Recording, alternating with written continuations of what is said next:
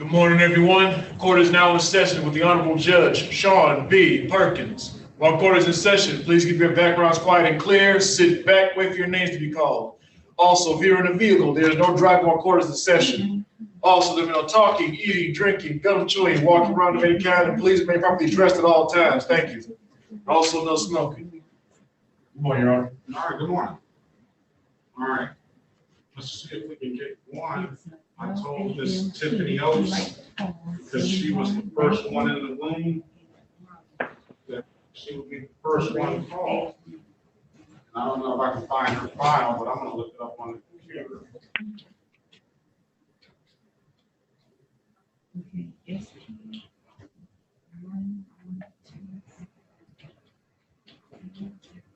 Okay.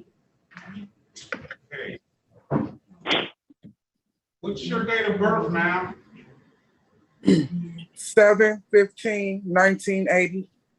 All right, you're gonna need to call Judge Bryant Leach when you get out of here. Okay.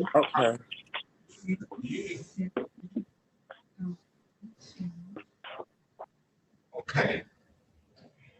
We have only 2 cases on the docket, but it's a third civil infraction that's gone in default, counselor.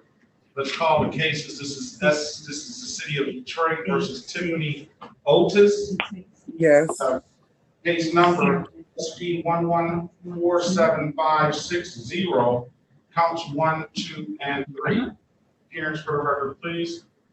Your Honor, my name is Philip X. Walling, P35229. I am your House counsel today. Okay. So let me see where Ms. Otis' file is. And I don't believe that Ms. Nash has put up. What is the civil infraction, Your Honor, if I may be so bold? Disregarding a red signal that's in default. Okay. Well, I move to set aside the default, Judge. Sorry, Your Honor. I left it to the side because she didn't have an offer. Okay, no offer. And then you. No offer. Mr. Goss, 3, 2, do you have a license now, ma'am? Are you bringing the breakfast this time? Or you order somewhere else? Run Ms. Otis. Thank you. At the time when I had got pulled over, my license. Okay. There you go. Now, I was Answer okay. our but- questions, Ms. Oh, Otis. Hold on a Think second. about it. Mr. Goss. He got it. We got the message, Judge. I got the message to him. I had to mute him. Oh, you did? Oh, okay. Yes. Well done, Judge. I envy your power. Not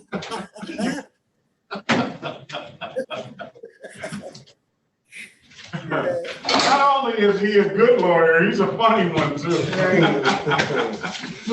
It just shows your age that you get the joke. Let's see, Mr. Goss, you come in our room, making all that noise. Yeah, I'll mute you. All right, Sorry, Your Honor. that's all right. Good morning. Good morning. Good morning, Mr. Goss. You've been abused. Good morning, Mr. Bailey. All right, Ms. Otis, we're printing her, She's valid, you know. she's valid driver's license. All right, let's start like that. She's valid driver's license. All right, and we need an offer. Let me get that civil infraction. It's all on there. So we need an offer.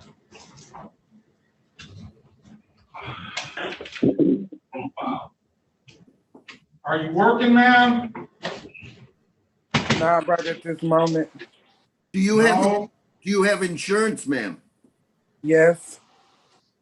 Get that out in your hot little hands, please. I got to go outside and get it. I didn't know I was going to need it. Go grab You got a no Go grab license, no insurance ticket, and you didn't think somebody might want to see it?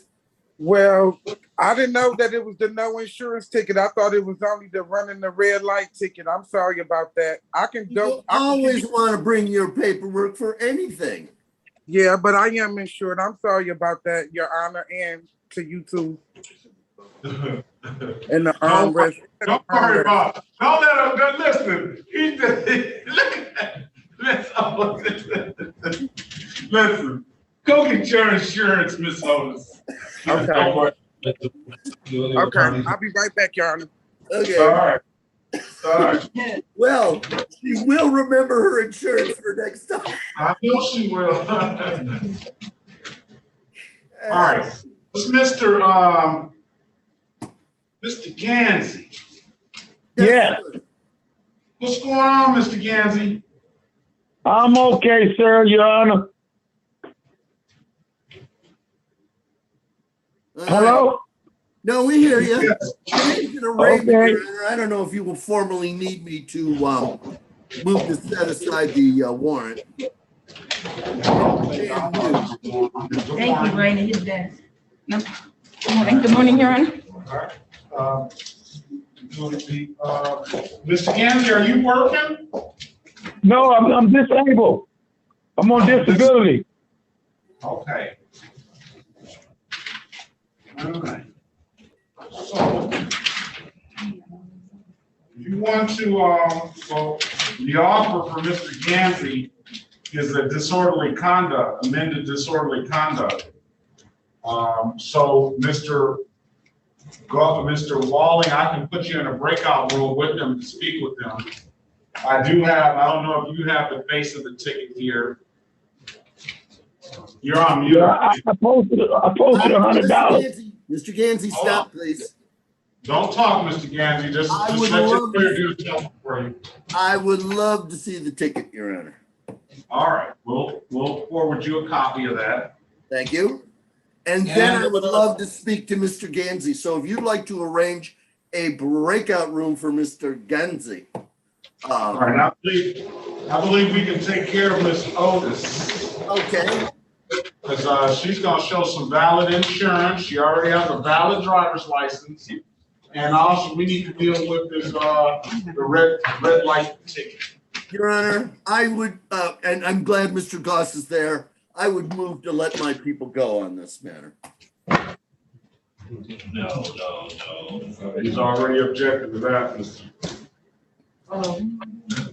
She has brought herself into complete compliance. I think she should be rewarded. Don't you, Mr. Goss? Now, we're on the record with Miss Tiffany Otis. Let's see that insurance now. Let's do that first. I'm gonna stumble.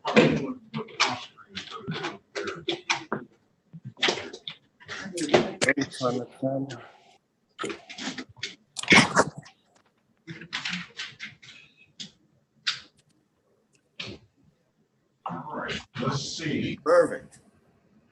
Just coming in there. Over just a little bit. All right, let us sit there for a second. All right, it looks like you're paying big money. All right. That's one. And the license, that's One. two. You already validated the driver's license from the Secretary of State. Now we're dealing with, well, we'll wait for the city attorney to give you that offer now. Okay.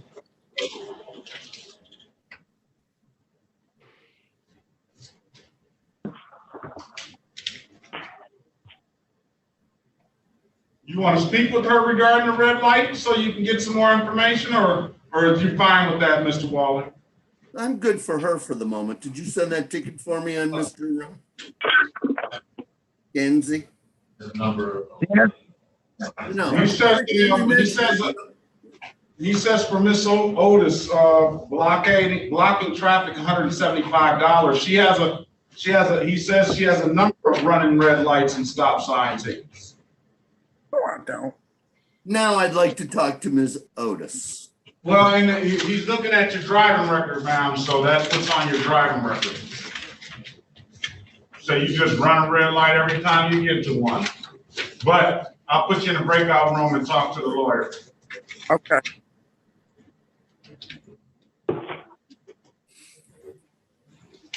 All right. to get Lampley back? I got Lampley. Okay, this is the original. From Lampley? I think, Mr. Goss, I gave him just the ROAs, so he could just start on it. I like ROAs.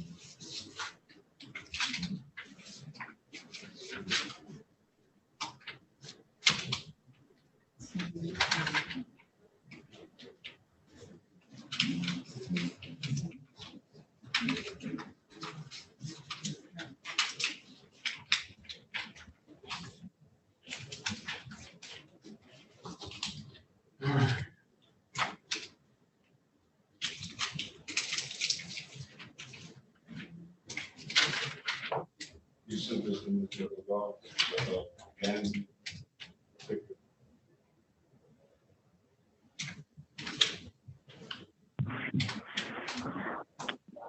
Mr. Lowman, you sent it to me.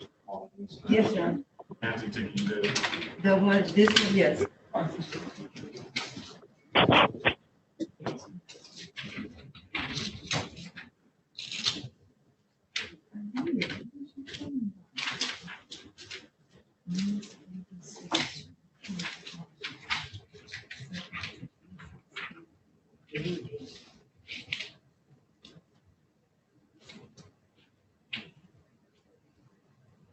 You got the form for him. To be appointed to Mr. Gansey's case. Sorry, Aaron? Form to give, I don't know, Mr. Lowman may have. Oh, appointment? Appointment form. Okay, let me, I think I have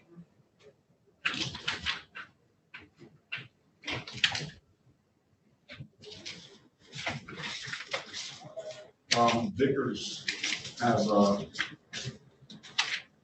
where's Glover? Who is Gwen G? I want to know who Gwen G is. I'm gonna put you out the room, Gwen G, if you don't state your name. Hello, That's Gwen G. Hello, Gwen G. How are you? I'm well. How are you? What's your What's name, your Gwen? ma'am? My name is Gwendolyn Gibson. Gwendolyn Gibson. Good morning to you. Good morning. And I don't have Gwendolyn Gibson on my docket this morning. How can we help you? Well, I called in because I had missed my court date, and the lady told me November 5th at 8:45 a.m. to log in on to Zoom. You've been bad. You've been bad. They tell them anything, I don't tell them that, but I got had Yeah, you've been bad. 6:22. Let me find it. All right. What are we gonna do with Miss Otis? Otis, I'm sorry. Over her lawyer's objection, she wants to tender a plea of responsible to blockading traffic. You wanna pay that $175, ma'am? Yes, sir. You don't wanna listen to your lawyer? Well, she listened, but, you know, as I told her, Judge, she made a decision based on her life, not on mine. I got you. There we go. That's what it is. All right. So we're gonna set that plea. All we'll do is just ask your client, will she be willing to stipulate to the face of the ticket as an accurate factual basis for the stop? Yes, I will, Your Honor. We will also, with that stipulation, we will amended count of blocking traffic for the red light ticket. I will fine her $175 for that. And then I will dismiss with the stipulation of probable cause the other 2 counts. So stipulated. What I'm gonna do, Ms. Otis, is I'm gonna just make sure that that's $175, so if there's any reinstatement fees, we'll waive. I have a question, Judge, and Ms. Otis is a wonderful vehicle for it. She went into default, as the court knows. The disregarding the red signal is a 3-pointer. Will those points be removed by district court action, or were they even put on? Do you know the answer to that, Judge? They're on, but they will be removed when the new charge. Yes, so according to the city attorney, and my understanding as well, is that red light ticket will be removed because we set aside the default. Gotcha. Okay, And thank you.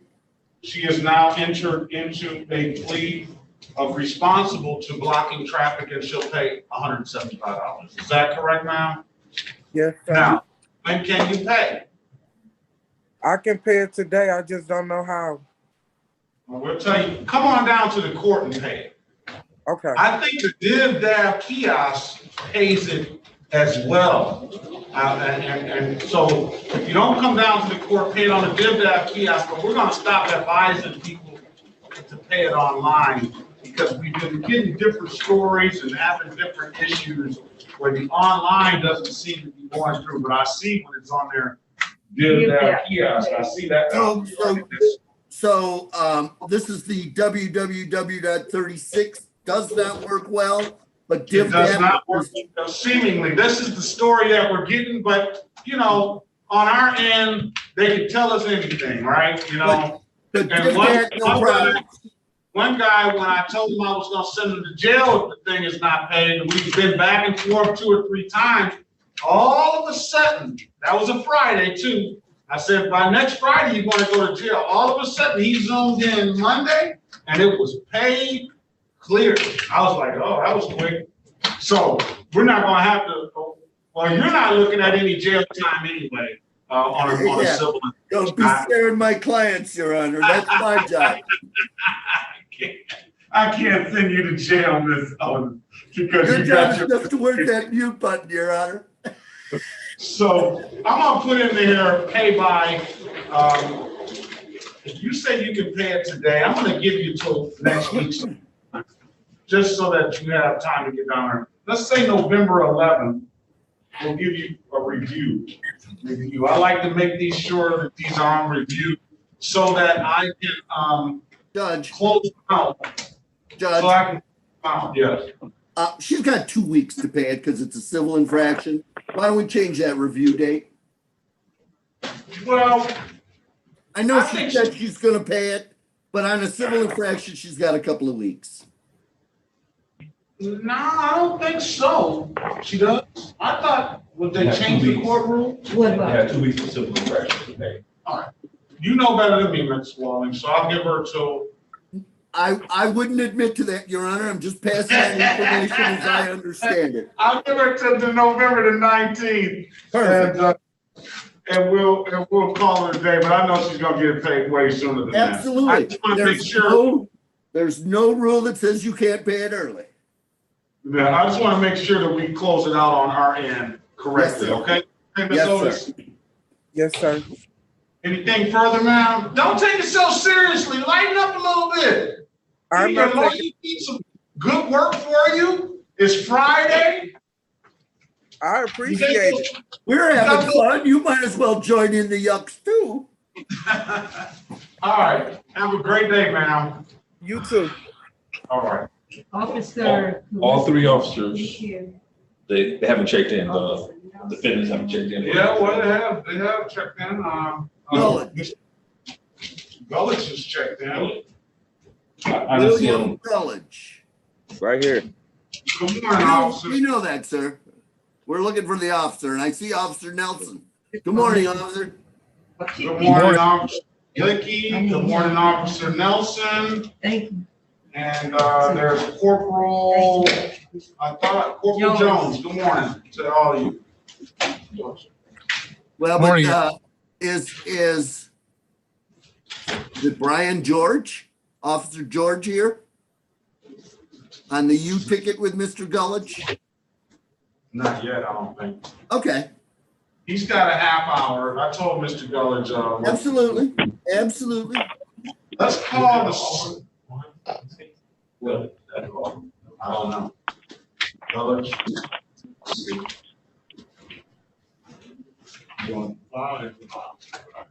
All right, let's go call Mr. James Gansey. He's on the line and he's eagerly waiting to go. Okay. So, Thank you. Aaron Gansey Jr. Yeah. 452-75918. Appearance for the record, please. Your Honor, my name is Philip X. Walling, representing James Gansey, please. All right, and Mr. Gansey, he has one count entering without permission, and the offer is disorderly conduct.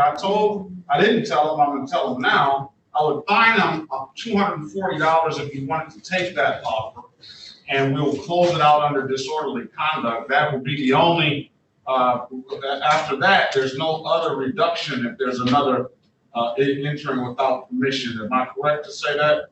That's correct. All right, so you indicated that you want to speak to Mr. Gansey in a breakout room, and potentially, what we want to find out is, do you have the assignment form, appointment form, or do we need to send you one of right, I those? can send them. He probably has. You're on mute. Philip X. Walling. Thank you. I think you need to fill it out and send it to me, Judge. I gotta fill it out. I need to fill My it out. understanding, yeah. Out for Mrs. Bradfield spoiled us because I thought that you guys filled it out. I haven't had to fill anything out since I've been here. How many people have you asked to get appointed, you know? A couple. A few. Miss Bradfield went in the breakout room and she said, "Judge, put me in the breakout room. I'm gonna fill this out for this client. I don't even want the case, but I'm gonna fill it out for the client, make sure he's all right." Because they have to have the personal information on the form, so I would have to be in the breakout room willing to get that information. So since you're already there, and you can go in the breakout room to get that information. Let's start by putting Mr. Walling and Mr. Gansey in a breakout. And I'll find it. He's in that room waiting on you, Mr. Walling. Okay. You clicked it, just hold on. Who's the guy in the white tank top? Sir.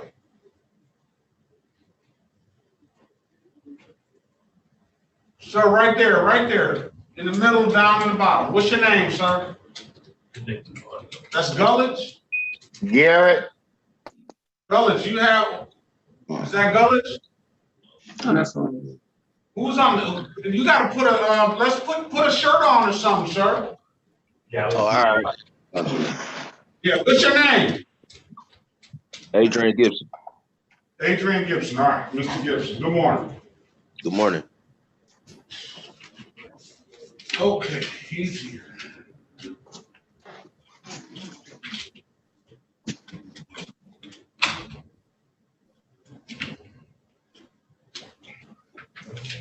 He's a trial. Yes.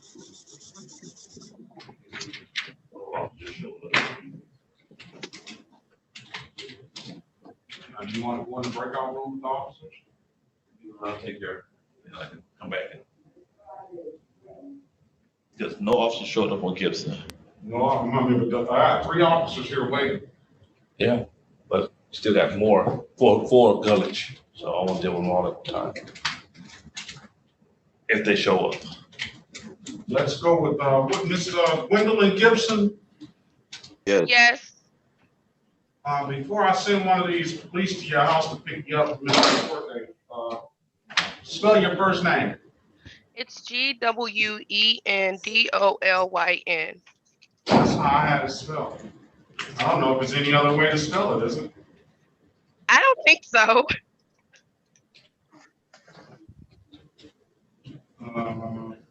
Lowman. Gibson. Okay.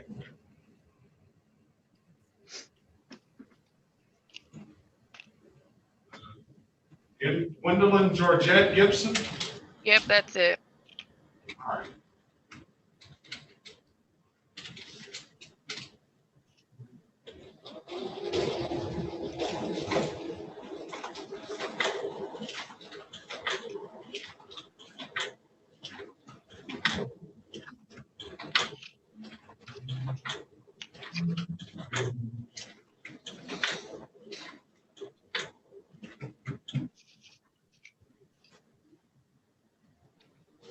Oh, I thought I did it already. Oh, did you?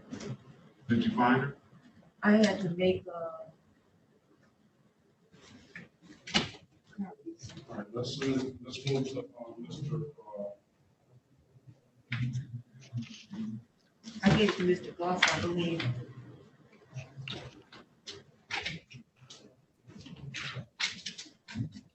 Gulledge, Gibson, Lamp.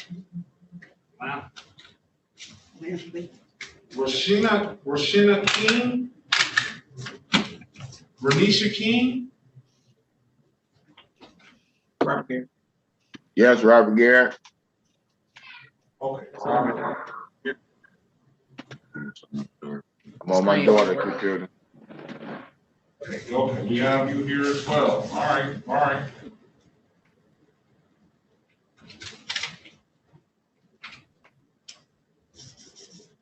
Renzo Jones, and we have Jones in here. Oh, there we go, Corporal Jones. All right, so we can get going with you. You only have one charge. As soon as the city attorney comes back, you can put him in the breakout room with Corporal Jones, and then I'm gonna put you in the breakout room with the House Counsel, Mr. Waller. All right.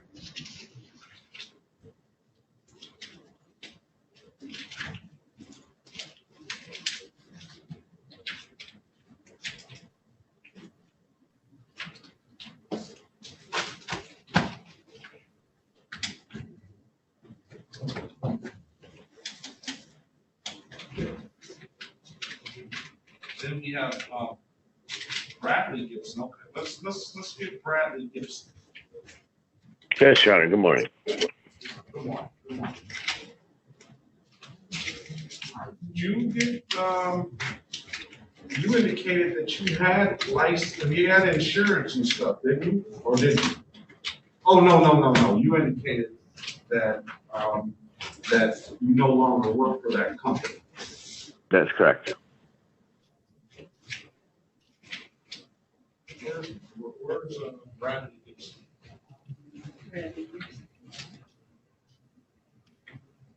Mr. Goss had him? No. Officer Pete. I'm here, yep, maybe right here. Gwendolyn Gibson.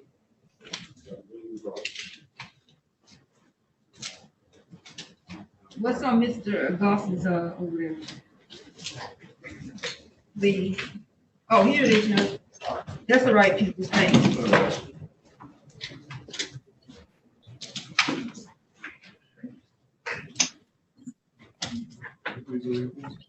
Yeah, it's all right.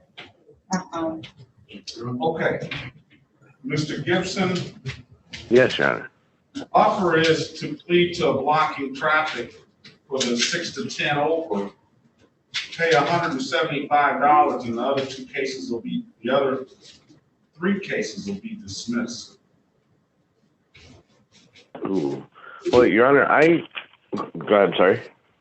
I don't want to know about any of the facts and circumstances around the case. All I want to know is if you want to take this deal, or if you want to speak with the lawyer regarding it, or do you want to go to trial?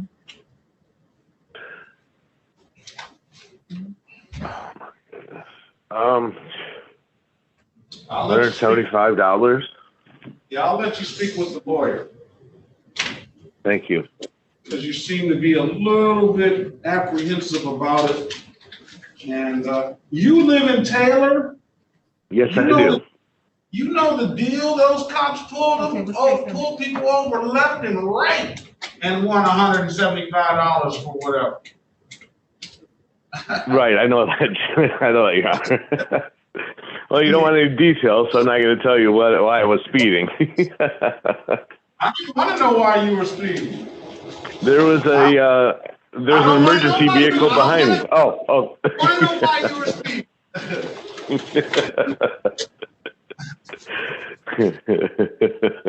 I had a client that gets pulled over right there on Telegraph and the Gardner White Furniture.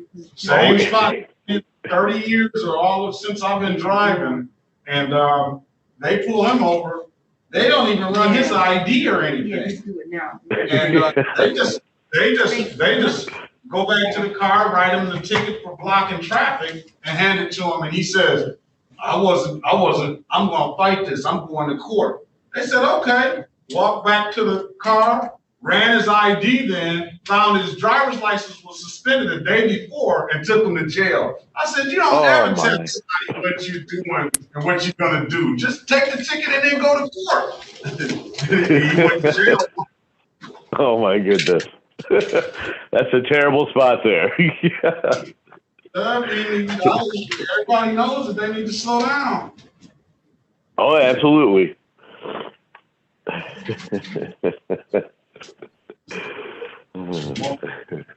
What else do we have that we can clear up?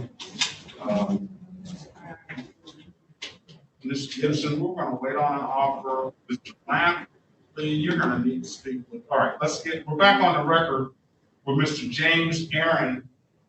And let me bring him back in. Yes. All right, we're back on the record with Mr. James Aaron Gansey. Mr. Gansey, I've given you an opportunity to speak with the lawyer in the breakout room.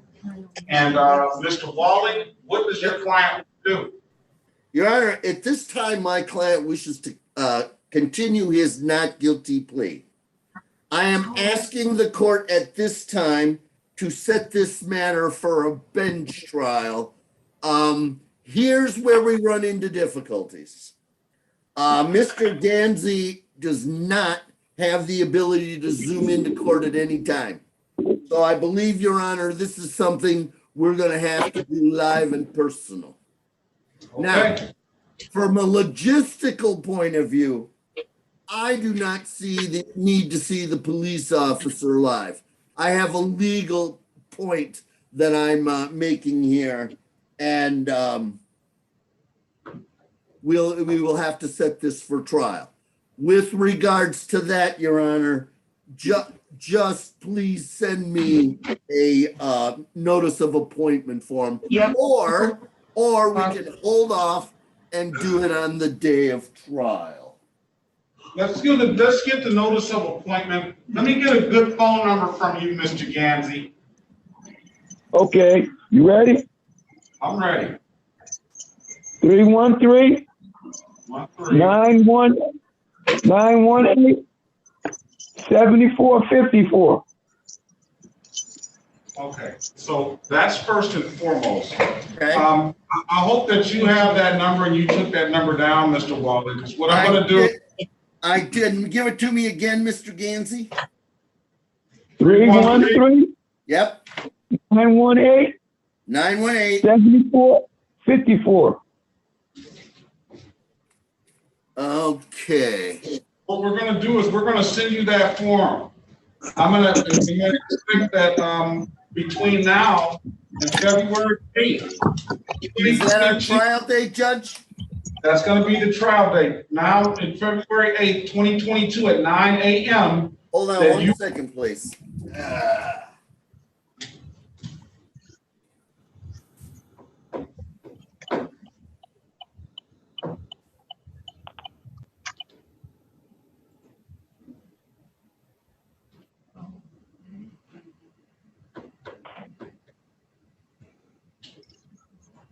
Mr. Gansey, you're going to have to come in person, okay? Okay. You have that date written down, Yes, I February 8th, do. 2022 Yes, I at do. 9, courtroom 434. I got two, so you would have a Courtroom, what's the courtroom? Let's go. That's what I'm saying, so I don't want to leave Okay. this yet. You can find out so here's the deal, Mr. Gwally. Yes, sir. We're gonna send you that appointment of attorney form, and I'm gonna assume that you can have that completed with Mr. Gansey by February 8th, 2022. And that stuff can be worked out so that you're the attorney of record on that day. I gave Mr. Gansey his date and time. I told him he has to be here in person, so he'll be down here, he says, on February 8th, 2022 at 9 a.m. If it's nothing further, then you're free to leave, Mr. Gansey. You don't have anything for your client, counselor? Yes, Mr. Gansey, do you have a pencil? Yes.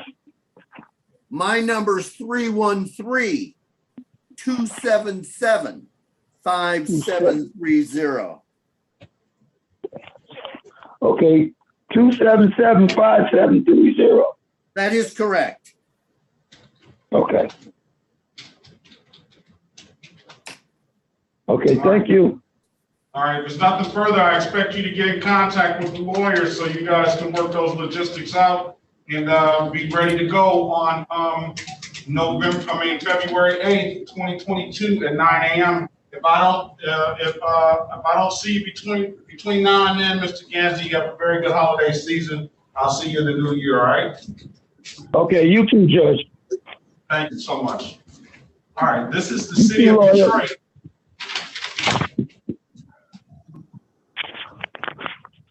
This is the city of Detroit versus Bradley David Gibson, case number SP 1141748, counts 1 and counts 2. Appearances for the record, please. Philip Walling representing Bradley Gibson. Okay, so we had a little discussion with Mr. Gibson while you were in the breakout. Without me, Your Honor? Yeah, just a small discussion. Nothing I should know about? No, he's got his birthday is 4 days after mine. Oh, well, that's good. Happy birthday to you both. Was Mr. Goss part of these discussions? No, Mr. Goss wasn't part of Mr. Goss was the one that really initiated the discussion because Mr. Goss had wrote the offer. And unfortunately, after looking at the file, yes. Mr. Gibson has signed himself up for 2 points on his driver's license because he paid the civil infraction of 6 to 10 over the posted speed limit. Then I'm guessing Mr. Goss did the right thing and is going to dismiss these. I'm sure that he will, since he paid that. I think he had at least 2 civil infractions that went along with these cases that he paid both of them. So here's the deal, sir. I'll dismiss both of these cases, but you have to know that by paying those civil infractions of that speeding, you signed yourself up for 2 points on your driver's license. Mr. Gibson? Yes. Mr. Gibson, the lesson we learned today is you keep your stuff together. All right? That's the whole key to this. Keep them together so that the lawyers can do their thing. If you pay them ahead of time, well, of course, I appreciate your enthusiasm. But as I'm sure the Secretary of State and the court does, but you could have done better for yourself, okay? Sure. See, I got another guy who thinks I'm funny. You should see me live, Judge. I'm a real hoot. Oh, goodness. They're all seeing you live. You're on YouTube live. So, I meant real live. Yeah. All right. So we can dismiss both of these cases if that's where we're at. Move to dismiss, Your Honor. All right, we're gonna dismiss both of the matters, Thank you, Your Honor. and I'm gonna waive any warrant fees. Paid related civil infraction. All right, if there's nothing further, sir, that will conclude today. Okay, thank you very much, Your Honor. Have a great day. You as well. Thank you. Bye-bye. All right, let's get into, we need to have Mr. Goss here now. How about Mr. G. Gibson? Isn't there a G. Gibson here? That's Gwendolyn Gibson. Oh, she's for trial. No, Gwendolyn Gibson has, is not on the docket. Oh. So much to your chagrin, we're going to, Move on. we're gonna have, Miss Gwendolyn Gibson's cases be heard so she can, because she's here now, we'll fashion her some sort of offer so she can get some finality and get herself back on the road. Okay. So then that leaves Mr. Goss and Mr. Gullidge to be taken care of. No, Mr. Lampner there as well. This is the city of Detroit versus Gwendolyn Georgette Gibson, case numbers 19701111, 19701112, 205120691. Appearance for the record, please. Your Honor, my name is Philip Walling, representing this person, Ms. Gibson, who is not on the docket today. All right, we're gonna make this one easy as well because Ms. Gibson has paid 3 related civil infractions. So we're gonna do the same for you as we did for Mr. Gibson. All right? Yes, thank you. All right, you're going to have to, I'm gonna waive the warrant fees. And you're gonna have to pay the $345 reinstatement fees. And that will be done, I'm just gonna say paid related civil infractions. And we're gonna dismiss. Okay? Okay, thank you, Judge Perkins. All right, so you need to make sure that you pay those $45 fees. Pay those at any DivDav kiosk, or I would come down to the court and pay those. I wouldn't trust paying those online. Okay. And nothing further, you should be clear here at the 36th District Court now. Oh, really? Thank you so much. So I just have the 3 fees of $45, right? Piece, yes. So there's 135, with my calculations correct, that'll be $135. Yeah, that is correct. $135. Okay, thank you so much, Judge Perkins. All right, have a great one, ma'am. Have a beautiful day. Bye-bye. You as well. All right, Mr. Lampner, you're not going to get off so easily. Where are you, sir?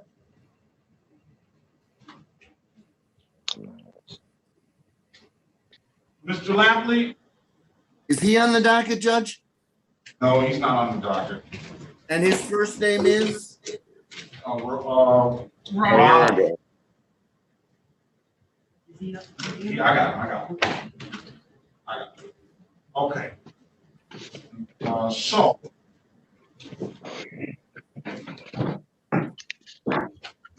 Let's see here.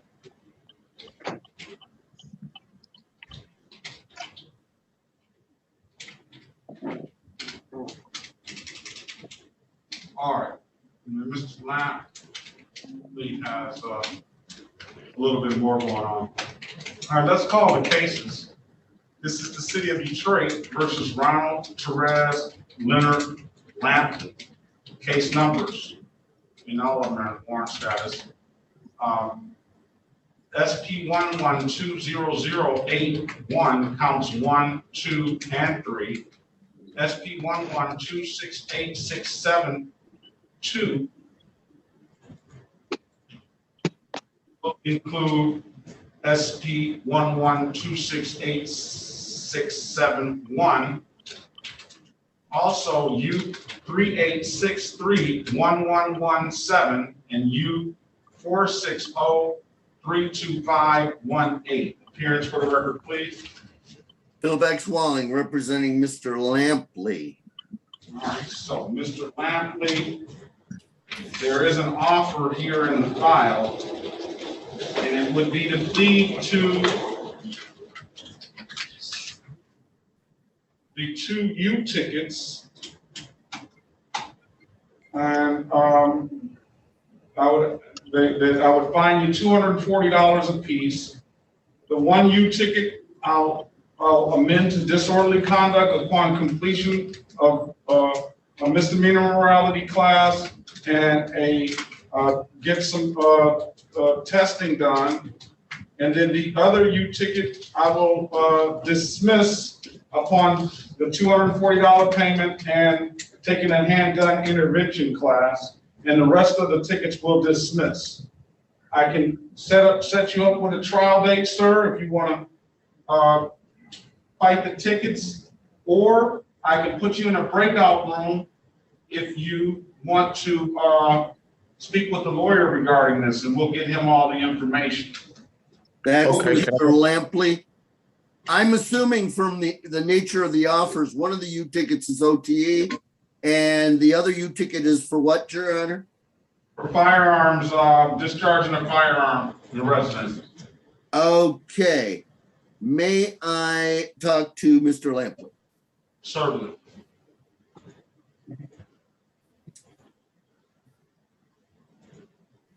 Join the room, sir. Okay, thank you. Mhm.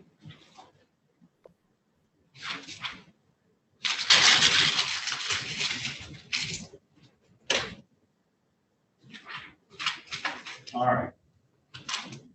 Now we need Mr. Goss to come on back. We need him back. We need him back. I got some people. I got a Galaxy. Who is Terrence A12? Can you hear me, Your Honor? I didn't hear you, sir. Could you hear me, Your Honor? Well, I got Roger Glover. All right. Mr. Glover, you got. He's got Vickers. What are you going to do about Mr. Roger Glover in Daniel Trojan State? Roger Glover. I think Vickers is gone now. Oh,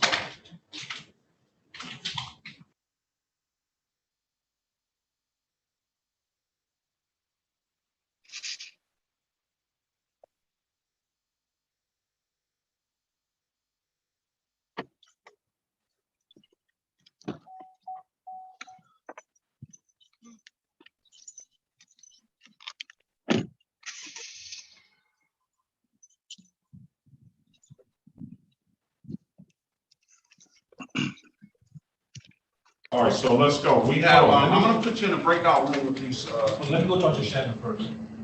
On the paper chain. all right. But I guess you can put them in the breakout I room. don't know what to talk about, but I don't have the authority, so I gotta get the authority to do it. we can just set the trial. Yeah, we'll get it over with. Or we can just get it over with today. Okay, let's do that, all right. I'm Like you said, you know, one stop shop. I'm gonna sign into the breakout rooms. He's gonna join that breakout room shortly.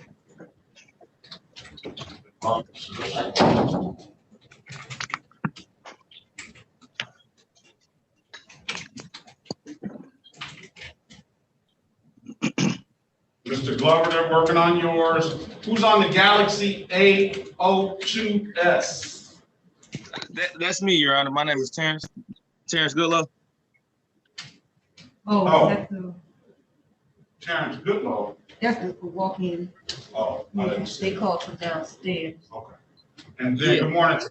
No, I know, there's another Galaxy A02S. Who's on the other Galaxy that didn't name themselves?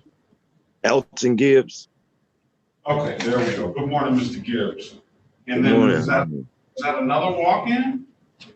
Yes. All kind of walk-ins today? Well, I guess my message is getting out on the streets, isn't it? That's a good one. out there. I'm trying to make sure everybody gets these warrants off of them, get a good driver's license. Robert Beatty?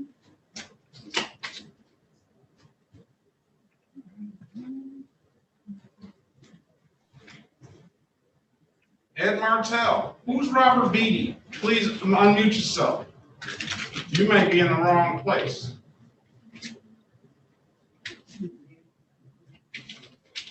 That's what happened to me.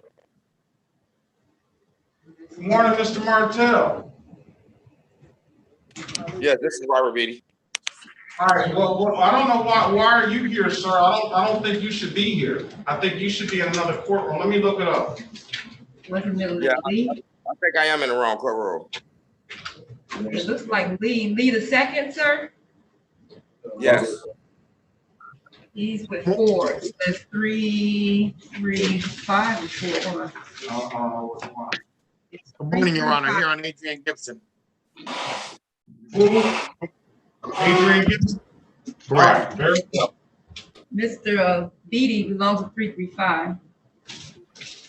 Okay, who's on the trial for Gibson? Which officer do you have? Let's see if we have a ticket here. Your Honor, if you just allow me to briefly look through this file. If I can get it. Good morning, Mr. Martell. Good morning. The unfortunate part about it is his file. Okay, I see.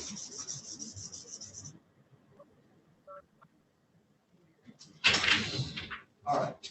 So Gibson's got a lot of stuff going on. Right? That is correct. He has a number of files. And Your Honor, in all honesty, Your Honor, you know, as I often tell people, I'm 44 years old, but you know my story. I've only been a man for a couple of years. And when I say a decade, I'm giving myself, I'm being generous. With that being stated, Mr. Gibson, we're working to get him together, Your Honor. You know, he's come to a point in life. We're working to get all those files together. I'm actually representing him in several municipalities, and he's making significant strides in this area as well as others in life in general. For that reason, I just would like to speak to the city attorney and possibly reach a resolution, a global resolution on this matter that will allow him to reach his goal. Yeah, I might save him some of them words because I know Mr. Martell is charging by the word. You know what I'm saying? And I do understand life's challenges, and I also understand that you can change it just like that. And I'm glad that Mr. Gibson has hired you because you do understand life's challenges. I don't know if everybody knows that I have a personal relationship with Mr. Martell. I don't think that'll matter today because I don't believe any of the officers have shown up. Right now. So I think you can save some of those expensive words that you spit, Mr. Martell, but I know that Mr. Martell's story personally, and you can let everybody know online. And if you like, Mr. Martell, your challenges and what you've come and overcome and where you are now. Well, in brief, and you know, just to, you know, provide a little encouragement to others just with us, you know, 16 years ago, I was on trial for my second felony drug offense. And, you know, in lieu of sending me to the Michigan Department of Corrections, the Honorable Judge Bruce Morrow issued me a sanction that allowed me to overcome my lapse in judgment. And ultimately, here we are 16 years later, and he swore me in as an attorney this year. So, you know, glory be to God, and here we are. Congratulations, congratulations. Thank you, thank you. Your Honor, in light of the fact that the officers aren't here, I would like to move to dismiss the charges against Mr. Gibson. All right, let's do this. We have an Officer Nelson. So I'm just gonna go through each one of these tickets to see what officers are here or not. from my standpoint, looking at it now, I don't see any of the officers here. Officer Nelson, did you get an opportunity to speak with city attorney? He didn't speak. Here, let's, since it's 9:30, the door is locked for officers anyway. All right. We're going to start calling, hold on a second. Good morning to you.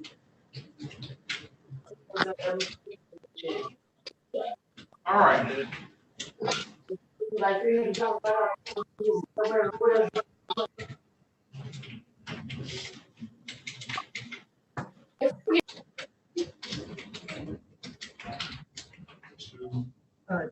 Your Honor, can I just let Mr. Beatty know the information? Mr. Beatty? I muted him, so he's gonna have to unmute himself. I can't do it. 1, 2, 3, 4, 5, 6, 7. I have 7 cases. Yes. Mr. Beatty, you belong with Judge Ford today. Even though you're at 1:30, it's okay to zoom into that courtroom. I can give you the Zoom ID number. Hold on, can I get a pen? Okay.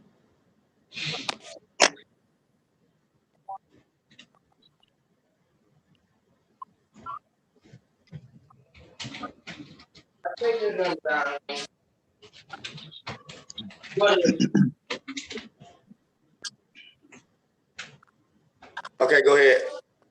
360-335-0000. Okay, thank you. You're welcome. All right. All right, this is the city of Detroit versus Adrian LaRue Gibson, case numbers SP 4518131, 13-444-7341, 17-324-6711, 18-444-0351, 18-5295-391, SP 4518121, and 18-444-0341. Parents, for the record, please. Philip X. Walling, representing Adrian Gibson. No, Mr. Walling, he's got retained counsel. Thank you. All right, never mind. Good morning, Your Honor, and good morning to your staff. May it please this most honorable court. Edward Martell, P85051 of the Perkins Law Group, on behalf of Adrian Gibson. Mr. Gibson, please state your name for the record.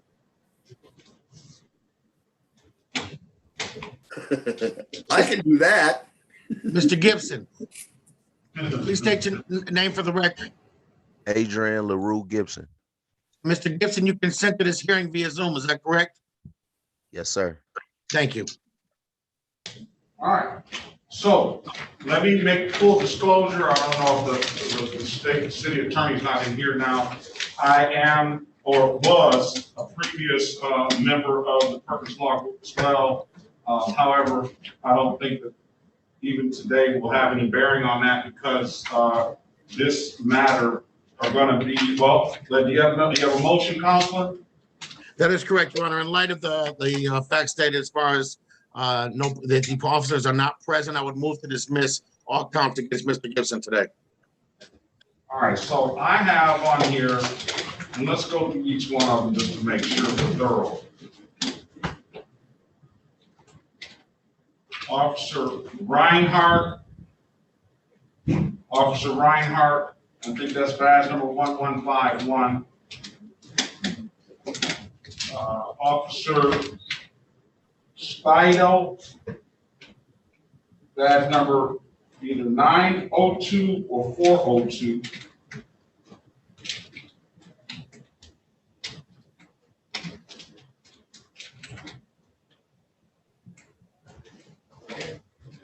Officer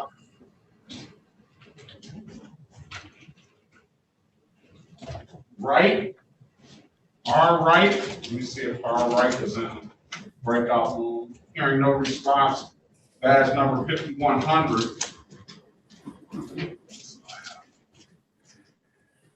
This one. This one.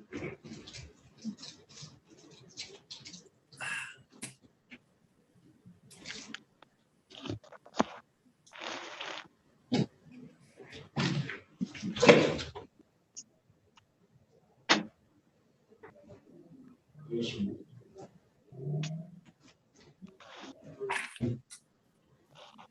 Officer, this has no officer on here. That would be, I just have an ROA, so we're going to dismiss 13-444-7341. And again, Adrian Gibson, of any officer is here on Adrian Gibson, and hearing no response. Then we have SP.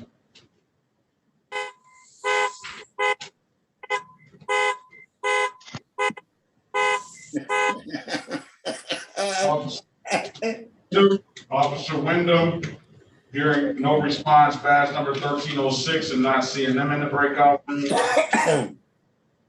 We have Officer Spiegel again.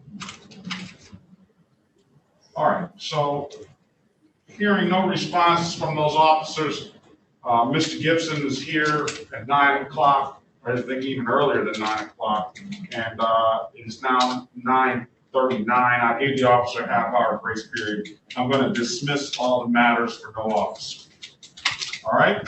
So, with that being said, Mr. Gibson, I'm glad you're here facing this, and you jumped a big hurdle today. I'm sure if you continue on and continue that progress, there'll be good things for you in the future.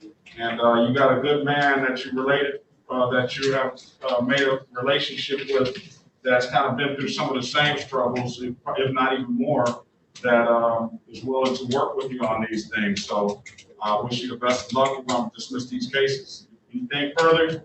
From either? Thank you, Your Honor. Nothing for defense, Your Honor. Pleasure as always. Thank you. All right, always my pleasure, Mr. Martell. Keep up the good work, and I'll see you soon. Thank you, sir. Have a great day, Your Honor.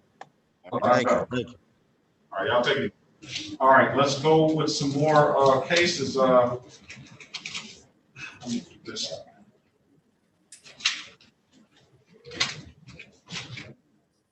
I should have said he's going to have to pay the reinstatement fees. I'll let him know that.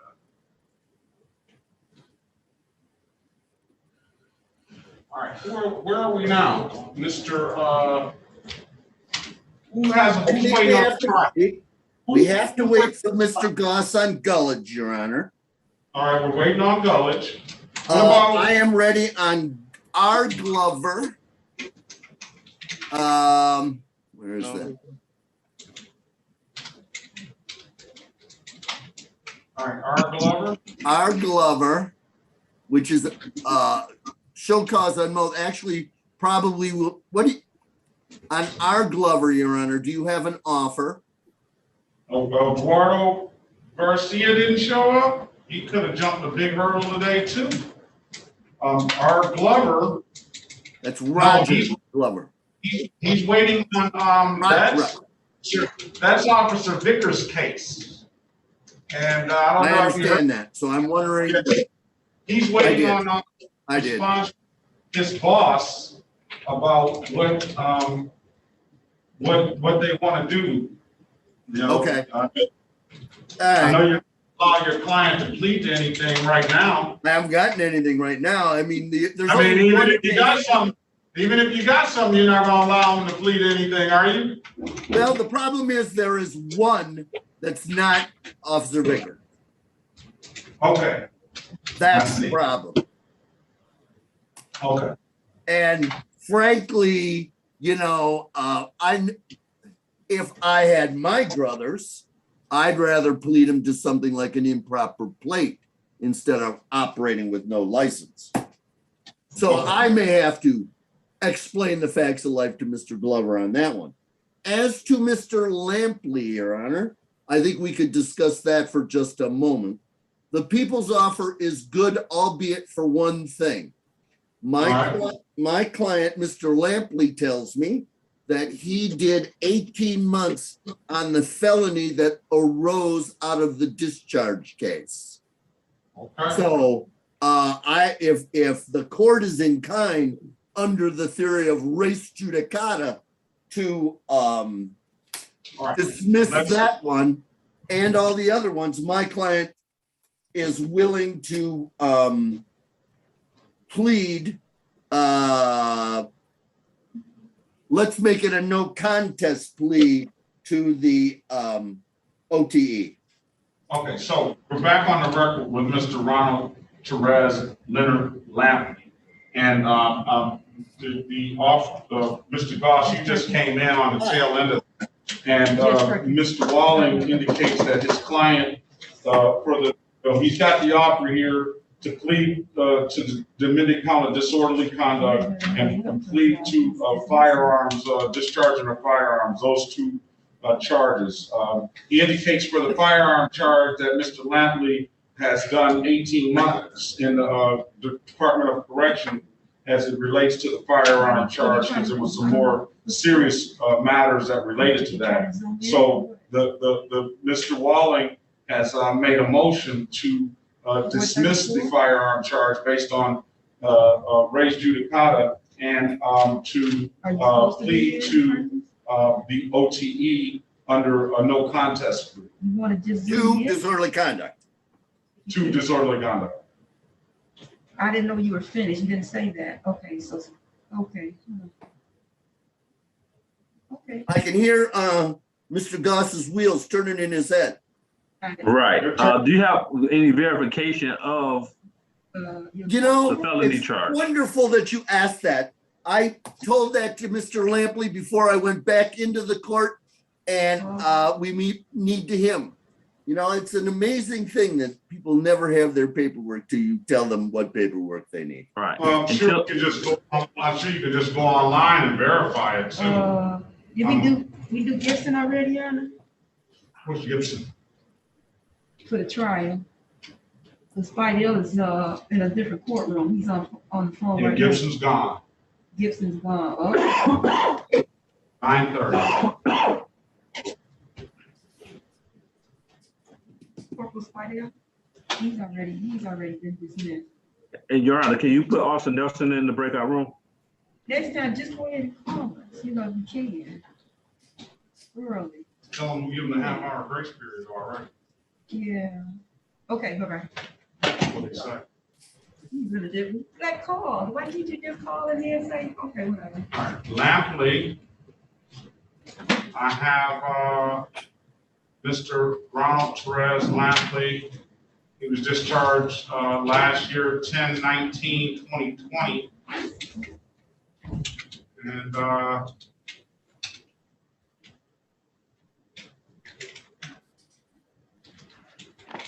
from a case that arose on 11/29/18.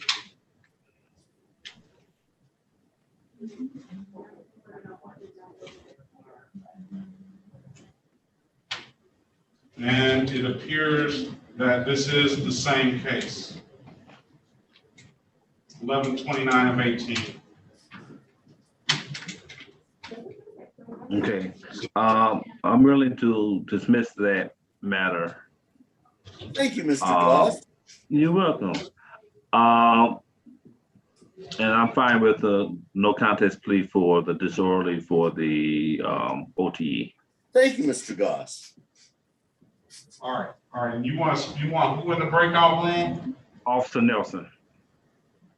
He can just rejoin the room. Okay. We want to discuss our trial, you know? Mr. Lampley, are you there? Mr. Lampley, are you there? Oh, I gotta pull him out of the breakout room. You wanna go? Let me see if I can pull him out. Go to the breakout room, Officer Nelson. Well, you have to send me that link or something. No, it should already be open. You should be able to go back in. Go get Mr. Lampley out the breakout room, Mr. Walling. I can't pull him out. All right.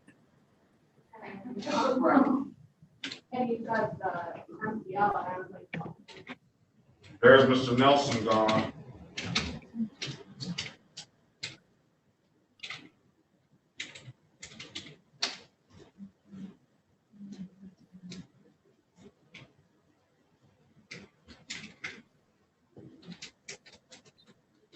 All right, Mr. Lampley. Mr. Lampley. I came to the main section. I meant to go back with my lawyer, the breakout You're room. fine. Your lawyer needs to come on back in here, so we need to get him back in here. He's worked out a deal for you to just plead to the amended count of disorderly conduct, and that plea will be taken under a no contest plea. With that, you would still need to do the testing, and you would still need to do the misdemeanor morality class, and then you would still need to pay the $240 for us to close it out. Everything else will be dismissed. Okay. You got Mr. Lampley? Okay. You want to take that deal, sir? Yes, sir. All right, can you raise your right hand, please? Do you swear or affirm to tell the truth, the whole truth, and nothing but the truth? Yes. All right, you can put your hand down, sir. Sir, you understand you have a right to a trial in these matters? Yes. You understand by taking this offer, you're going to give up that trial, right? Yes. Has anybody offered you anything other than what's stated in the record? No. And you understand it's a 90-day misdemeanors, and the maximum possible penalty is 90 days in jail and or $500 in fines? Yes. All right, sir. As for the responsible plea counselor, responsible, no. No, contest plea. As for the no contest plea counselor, where your client stipulate to the face of the ticket as an accurate factual basis for the stop? Yes, sir. And with that stipulation, Mr. Lampley, I'm going to enter a no contest plea on your behalf to the amended count of disorderly conduct. And with the stipulation of probable cause, we're going to dismiss the other matters. So moved. Let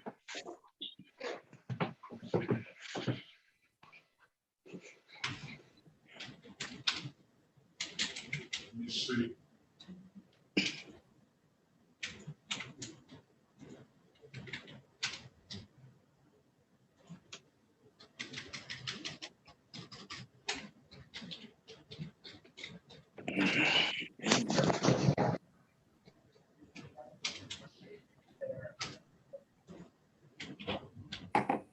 I set aside the default in the speeding as well. I'm gonna waive the warrant fees, but you're gonna be responsible to pay the reinstatement fees, sir. That's gonna be about 1, 2, 3, 4, 5 reinstatement fees of $45 a piece. That's 2 1/4. That's 2 1/4. And then you're gonna have to pay the $240 fine for the disorderly conduct. And what we'll do, let's do this. Let's get him set up with probation to take those, take the class and get the testing, so we can have them supervise that. What I will do is give me a date on when you can have this stuff done. Was 30 days good enough? Your Honor, I have a real severe injury too, where I just had arm surgery from my arm from the top of my shoulder to the bottom of my elbow. All right. I don't need to see it. I don't need to see it. I don't need to see it. Okay, so I'm what, kind I want to see your arm. What are you saying now? I'm sort of out of work right now. So if I could get at least 30 to 60 days to pay it. All right, well, we'll do this. Well, one of the things, you got to take that class and do that testing. So I'm assuming Your Honor, I'm assuming the class can be done online. Is that correct? I'm assuming so. I think you can. Yes. Let's just, all right, yes, let's just give them till after the new year. Let's just say, January 4th, 2022 at 8:25 a.m. We'll set it for review. What is your number, sir? Let me get a good number for you. 313-955-1979. And then as far as, you have an ink pen, I want you to take this number down to probation. Okay.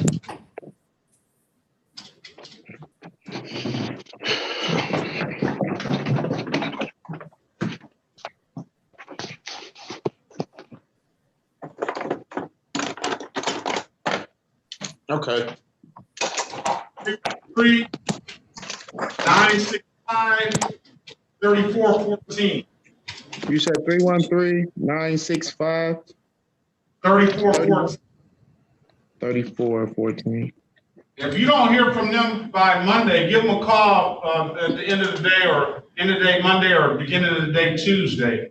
They'll set up where you can take the class and how you can take the class, and they'll set up how you can do the testing if you don't have a place of your own. And then we'll give you Yeah, I'm time. assuming you could do that with your family doctor, sir. Yeah. Okay. So we'll put in pay by January 4th, 2022, complete the 2 classes. I just let you know about the reinstatement fees because I'm not concerned about that. All I'm concerned about is the $140, but I just let you know that you won't have clearances with your driving record until you pay those reinstatement fees, all right? How much are they again? $45 a piece. Mr. Walling calculated $225 for total. Okay. Can I have the case number on that U ticket again, Your Honor? The one you pled to? Yes, the OTE. U38631117. Thank you. No contest, disorderly conduct. It will be closed out under disorderly conduct if you satisfy those requirements that I put in place, all right? Okay. All right, if there's nothing further, sir, you have a very good day, good holiday season, and I'll see you back after the new year. Well, I might not have to see you if you've got all the stuff done. If you haven't had the stuff done, then I need to see you on January 4th, 2022 at 8:25 a.m., all right? Okay. All right, very good, sir. Thank you. Have a good day. All right.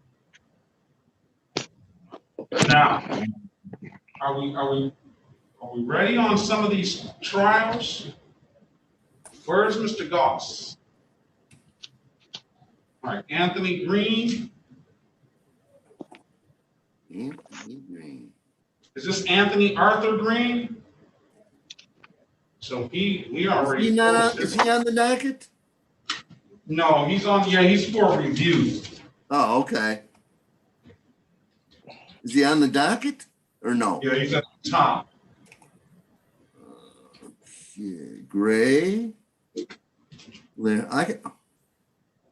He's at the top. I've got Gonzalez, Gray. Gonzalez Green. Gonzalez Green. Gonzalez and then Green, right below it. Okay. You see it? It doesn't matter because I see Gonzalez, but it says Gonzalez Zambrano /Sand for a review. Right under that is Green. Actually, mine says Gray. Omar Gray. Oh, well, you have a different one. Yeah.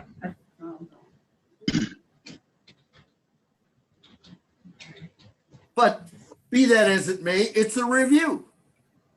It's a review. Can I have, since under the new forms that are imposed on us, I have to have some case numbers. Can I have a case number on Mr. Green? Let's call the case. Okay. This is the city of Detroit versus Anthony Arthur Green, case number SP 1191574, count 3. Counts 1 and 2 were already dismissed on the date and time he entered into the agreement. Mr. Green was found responsible for no valid registration certificate. He's paid $105. The cases will be closed out. They're already.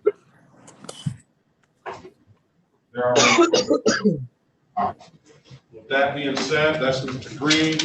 All right, this is Mr. Larry Unique.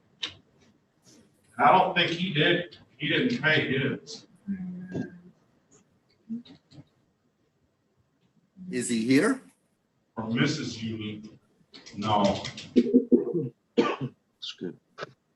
This is the city of Detroit versus Unique Danchelle Teresa Larry, case number SP 1154956, count 1. Appearance for the record, please.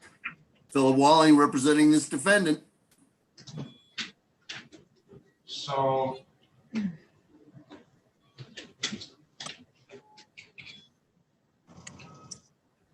why that was incident failure to display, found guilty, $240. I still see $240 due and owing. Do they have a bond or no? Let's see if they have a bond. No bond for that. Oh, you scared me. Why did you do that all the time? You know what they See say. this, Did he check no in bond on Garcia? that one. Huh? Did Garcia check? No. Yeah, Ronald Garcia. No, No, you didn't check in. No bond on that. All right, so what are we gonna do with this, Mr. Walling? Let me double check. We'll send her a show cause notice. Leave open. Sure. Alright. We'll show her, see where she's at, and she needs more time. I told her she could get some more What's time. but Galaxy A02? Is that somebody? We got Galaxy A02. I think we have the file. Okay, so Garcia didn't check in. Layton, Arthur Layton.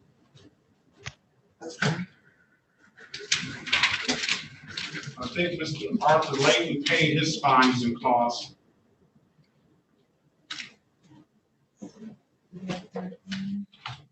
All right, are we ready over here? What are we gonna do with this, these officers in these cases? All right, Garcia, the officer Sheriff Garcia, but he didn't check in. All right, this is the city of Detroit versus Arthur Layton Woods, case number SP 109-55872, and Arthur Layton, SP 9544883. Is he on the docket? He's on the docket. His case, Woods was the name? Arthur Layton Woods. Oh, L. Layton. And he's on the review at the last one at the top of the page. Okay, well, not on mine, but that's okay. It doesn't matter because he paid, so we're gonna close both of those out, which they're already closed out. Thank you.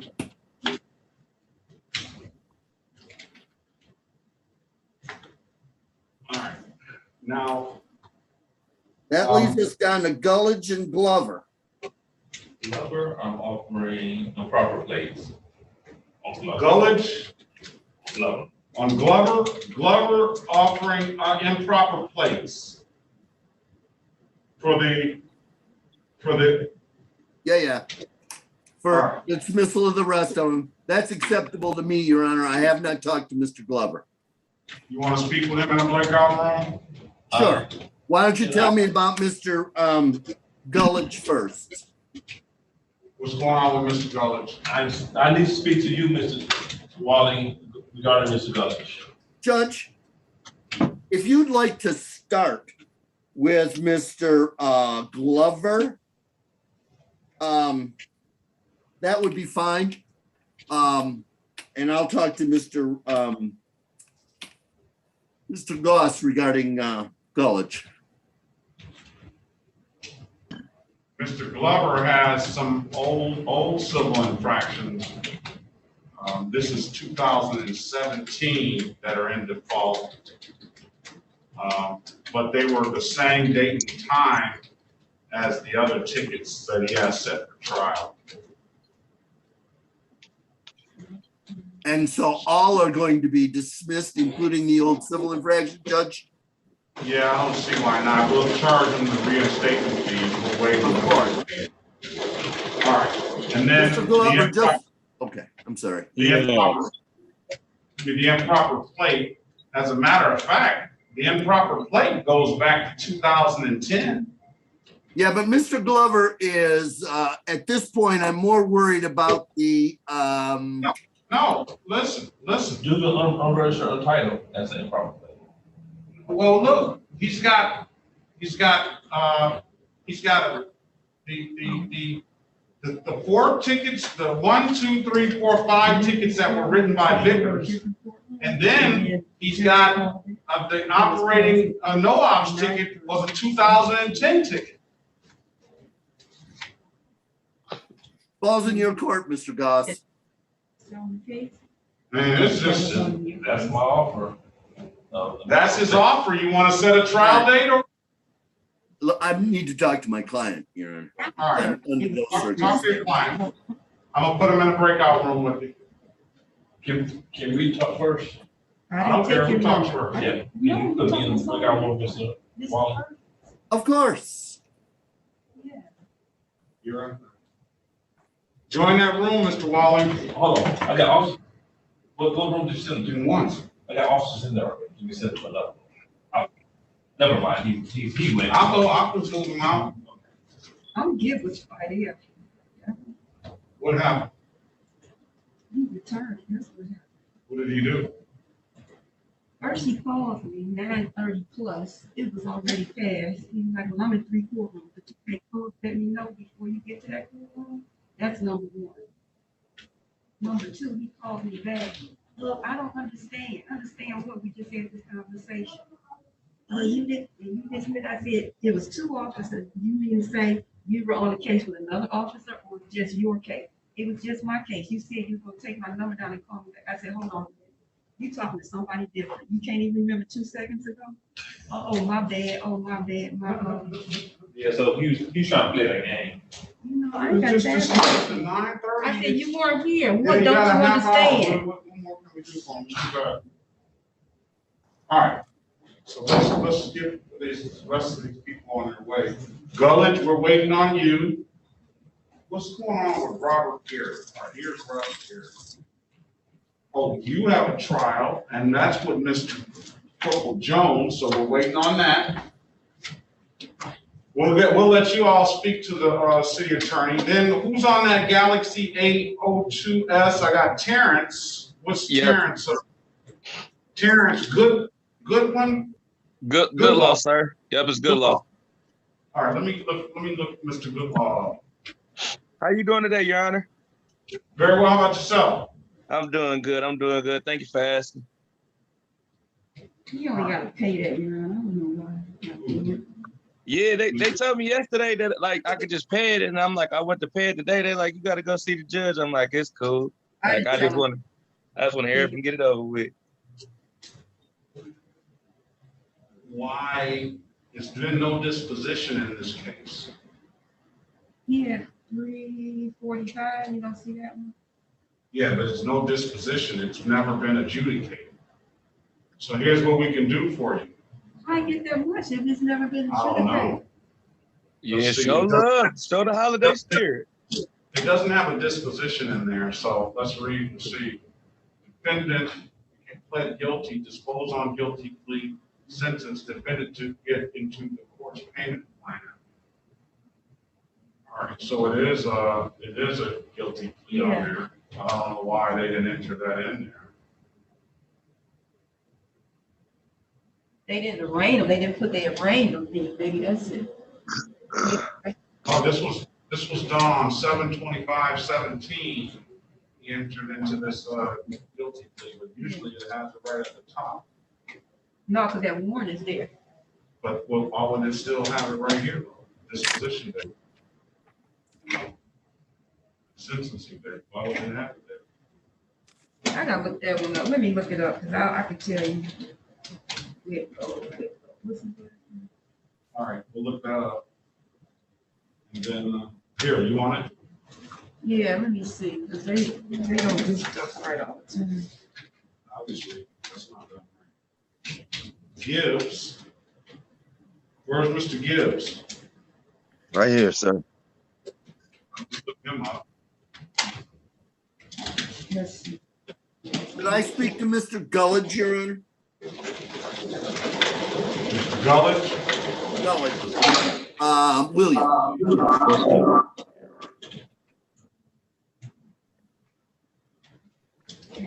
I'll put him back in room 3.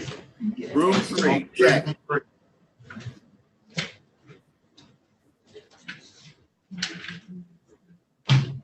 All right, what are we gonna do with Mr. Garrett? Robert Lee Garrett. He's got 1 count of failure to secure load. Okay, and Officer Corporal L. Jones is here. Right. Oh, they took the dispo out. They took the dispo out, Judge. I don't know what the offer. You know what I said?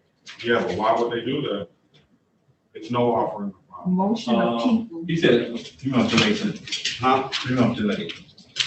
3 months delay. So we dispose and see. Mr. Garrett, you there? Sir, Say it again, say it again. Yes, sir. So here's the deal with that. Yours, if you want to take the deal, is under plead guilty to the failure to secure load. Is that any points on failure to secure load?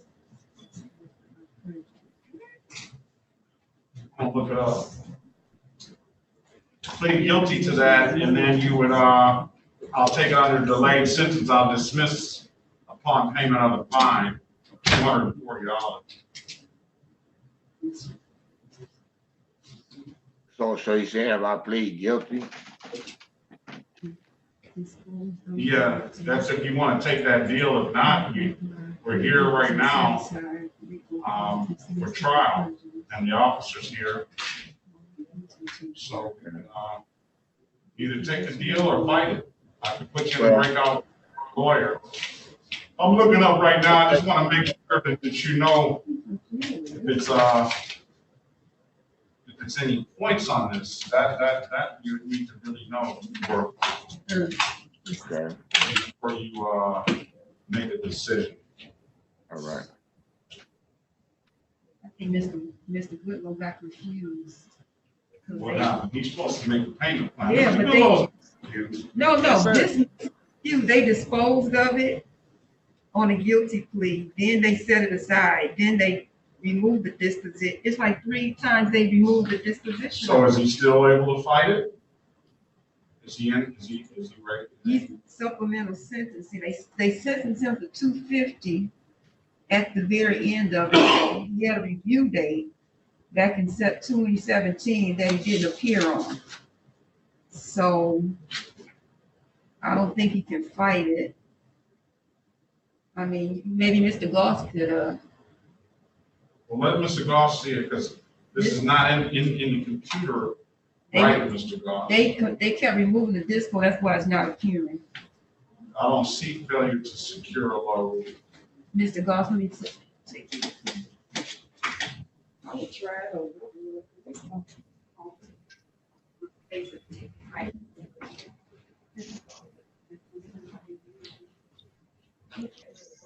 Do you, is that Mr. Corporal Jones? Good morning to you. That failure to secure a load, do you know if that's a point of defense? I'm not sure about the points on that one. I'm sorry. All right, we're trying to find that out so Mr. Garrett will know what he's getting into if he wants to take this deal.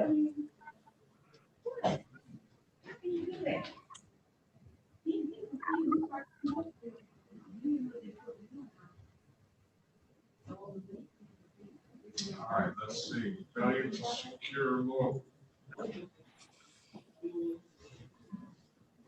All of it is, but then they opened it back up and supplemental sentencing.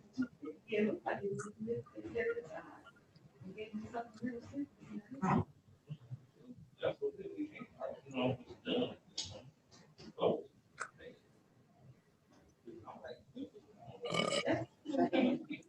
What's that? That's what I'm saying. You probably got confused. You probably got with this next.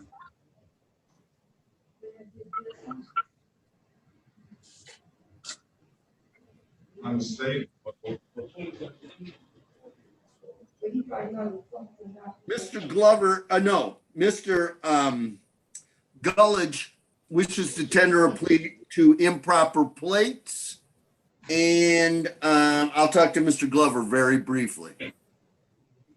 All right, Mr. Gullich is gonna, can you bring him out the breakout room, please? Mr. Gullich, improper plates.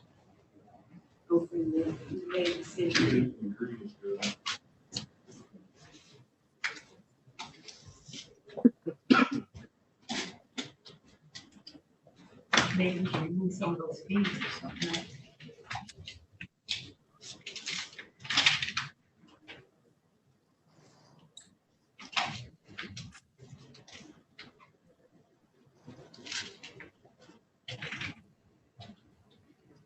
I think we're two ships in the night, Judge, on Gullidge.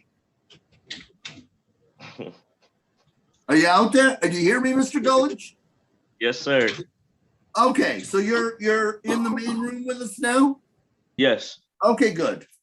Okay, so Mr. Gullich has, did you call the insurance? Not yet. Mr. Gullich has the,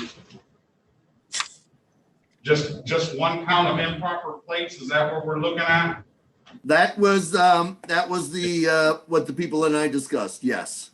Now it's four. I have 1, 2, 3, 4, 5, 6 matters. Is that? Yes, Those to be dismissed. So just plead to one and dismiss the other ones, right? That is correct, Your Honor. All right, let's do it. This is the city of Detroit. You want that deal, sir? Yes, sir. The city of Detroit versus William Gullich, case number U393-29717. SP 1181465, counts 1, 2, and 3. 17363567, counts 1 and 2. Appearance for the record, please. May it please this honorable court, can I take off P60162 on behalf of the city of Detroit? Good morning, Your Honor. Philip Wex Walling representing Mr. Gullidge. State your name, Mr. Gullidge. William Sonomio Gullich II. Your Honor, we also have Officer Nelson. Can you put your name and badge number? Officer Brian Nelson, Detroit Police Department, badge 3664. Good morning, officer. Good to see you. Good morning. And Your Honor, for the record, Officer Brian George appeared, and he told me that he had no recollection on ticket number U393-29717. So that will be dismissed due to no recollection. Okay. And the other ones will be dismissed with the plea. Okay, is that your understanding, Mr. Gullich? Yes, sir. All right, sir, can you raise your right hand, please? You swear or affirm to tell the truth, the whole truth, and nothing but the truth? I do. Okay. Officers, can you put your appearances on the record, please? Who's ever on this case? Officer Brian, badge 3664, Detroit Police Department. All right, good morning, Officer Nelson. And then, you said the other officer is gone, no recollection. All right, sir, do you understand that you have the maximum possible penalty for this offense is 93 days in jail and or $500 in fines? I do. You understand you have a right to a trial? Yes. You understand by taking this offer, you're gonna give up that trial right? Yes. Has anybody offered you anything other than what's been stated in the record? No. All right, sir, let me draw your attention to March the 30th, 2021 at around 11:43 a.m. in the city of Detroit, in the area of Plymouth and Hartwell Street, sir. Did you have an occasion to be pulled over by a Detroit police officer on that day? Yes. On that day, were you operating a 2006 Chevy? Yes. Was there something wrong with the plates on that vehicle, sir? Yes. And what was wrong with them? My cousin had just dropped the insurance, so the plate got canceled out. Yeah. And I didn't know anything about it. You know something, and this has nothing to do with this case, but I just don't see how I don't see how the Secretary of State can do that. But that's something that somebody probably needs to argue somewhere down the line. You paid for a plate, you gave them the money for the plate, and now they dropped the plate just because they searched some records and you don't have insurance. It's a computer thing, Your Honor. It's used as probable cause, so the police can make stops. Your Honor. Yeah. And I'm not saying you in general. No. I just want to clarify for you guys. When the plates ran and it comes back as improper, and the reason they make it improper, it's because the person provided fraudulent insurance, and it states that, and that makes it improper. Oh, okay. So, and it's something I personally will put in the notes. Not that I'll type it. I'll just, copy what the Secretary of State states. It says this proper plate. Well, but I didn't know, and that may be something that that people aren't saying, and Mr. Gullidge is saying, I think I'm saying he's not improper. I thought that if you didn't, I thought they were going off leaving. You broke up on me, Judge. Did I break up? I thought that the Secretary of State was just going through the records and seeing whether they had current insurance on the record and dismissing it then. You're saying that no. When they issued the plate, the Secretary of State feels that insurance that they gave them was fraudulent. Is that what you're saying? That's exactly what. So why would they issue a plate to them then? Well, it wasn't fraudulent. My cousin had it on. Stop, sir. We're not for this. It doesn't really matter. I'm just trying to get an understanding on how they can come to this conclusion. You're going to get the same deal, and that's it. So he's taking me to school. So why don't we go to school together and just see what they're saying? Yeah. The understanding is insurance companies notify the Secretary of State when the vehicle is insured and when it's not insured. So when you go into the Secretary of State with your certificate of insurance, they don't call the insurance company, they take it on its face. But if for whatever reason they deem that certificate of insurance that somebody brought in was fraudulent, that's what then they make the plate improper. Yeah, and I have a problem with that as well, because they're making a determination that it's fraudulent, but they're not giving the individual an opportunity to be heard on it, to make a determination. They're just doing this on their own volition, and they're just dropping the stuff. And then it caused. So in the beginning, when they started this, we would take the time, because we could, to actually, they provide us with the fraudulent or the insurance certificate. We'll call the insurance company when we're on the road. They'll say that's not a policy. So we can figure it out, and we have right away whether that certificate is good or not on its face just by calling. And it seems like that's what the Secretary of State should be doing before they give this person a plate. And then after they give them but now they're giving them the plate, not doing, somebody, I guess, doesn't want to take the time to do that. And now that they give them the plate, then they just all of a sudden cancel the plate without the individual knowing that the plate's been canceled. I don't think that's it. That's a distinct possibility, as well as the person is bringing in fraudulent insurance. Well, we can say conclusively that the person did bring in fraudulent insurance. But the problem with that is, even if they did present fraudulent insurance, I'm talking about the way that they're canceling the plate. If they're bringing in fraudulent insurance or any insurance, then the Secretary of State should be obligated to look at that point. They shouldn't be able to come back and then decide to check their records later on after the person's left what he thinks is a good plate and then go back and cancel it. I don't think that that's fair to the individual.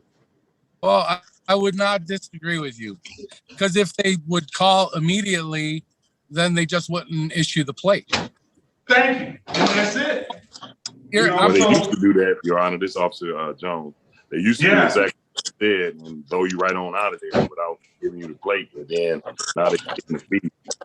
Yes, if they're getting the money now, and then they're taking the person's money, and then they're going back. So it sounds like either one or two things, or maybe both. It sounds like they're trying to get the money and then come back and cancel the plate and do the work later. Or somebody at the counter doesn't want to do the work right then, and they just push people off and give them the plate. And we'll say, hey, we'll catch up with it later if it is fraud. And I don't think that that's fair. But all right, I just needed that insight. I understand now that I guess they're saying that Mr. Gullidge, they're saying that the insurance was potentially fraudulent. So, but like I say, it doesn't matter for this. It doesn't matter for this day because the deal is what it is. So, hey, sorry, quick question. We've established a factual basis for it. I'm going to fine you $240. With stipulation of probable cause, I'm going to dismiss all the other matters. So stipulated. All right. Mr. Wallen, you didn't want to get in on that discussion at all, I see. Well, Your Honor, you were casting pearls before me, and I only heard every other word because you were breaking up. Okay, so I know you're enraged about something, Your Honor. There you go. I'm all right now. All right, so Your Honor, when can you pay this money, sir?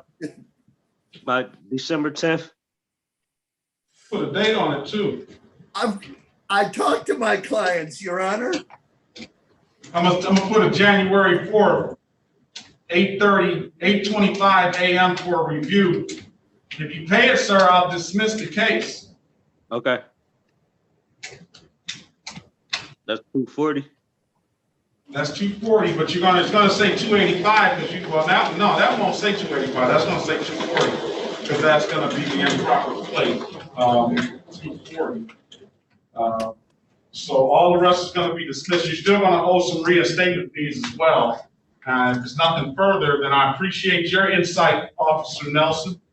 And you be safe out there. And Mr. Gullidge, I appreciate you being here. I wish both of you guys, if I don't see you any sooner, I hope I don't see you, Mr. Gullidge, not in court, maybe on the street somewhere. And Mr. Nelson, Officer Nelson, I'll probably see you. But if I don't, y'all have a very good holiday season. And if you don't pay that money by the 4th of January, I'm going to see you after the new year anyway, Mr. Gullidge. No, y'all have that money. Okay, then. Have a great day, sir. You too. Thank you. Take care, Your Honor. All right. All right, take it easy, Officer Nelson. Be safe out there.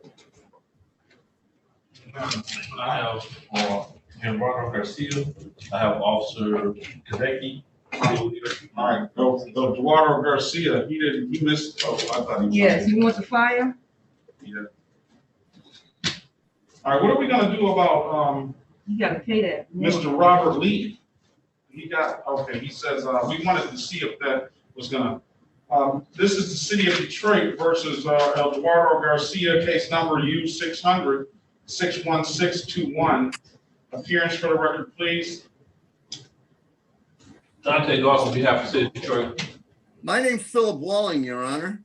I have not talked to Mr. Garcia. Very well. Today is the date and time set for a trial. You want to put your appearance on the record, Officer Kalicki? Yes, I'm Officer Kalicki, 7th Precinct. The badge number? 3380. All right, very well. Mr. Garcia is not here. We're going to put a warrant out. And I'll set the bond and $100 cash assured. Okay, perfect. Thank you. Very well. Have a great day. Be safe, okay? All right, you as well. Thank you.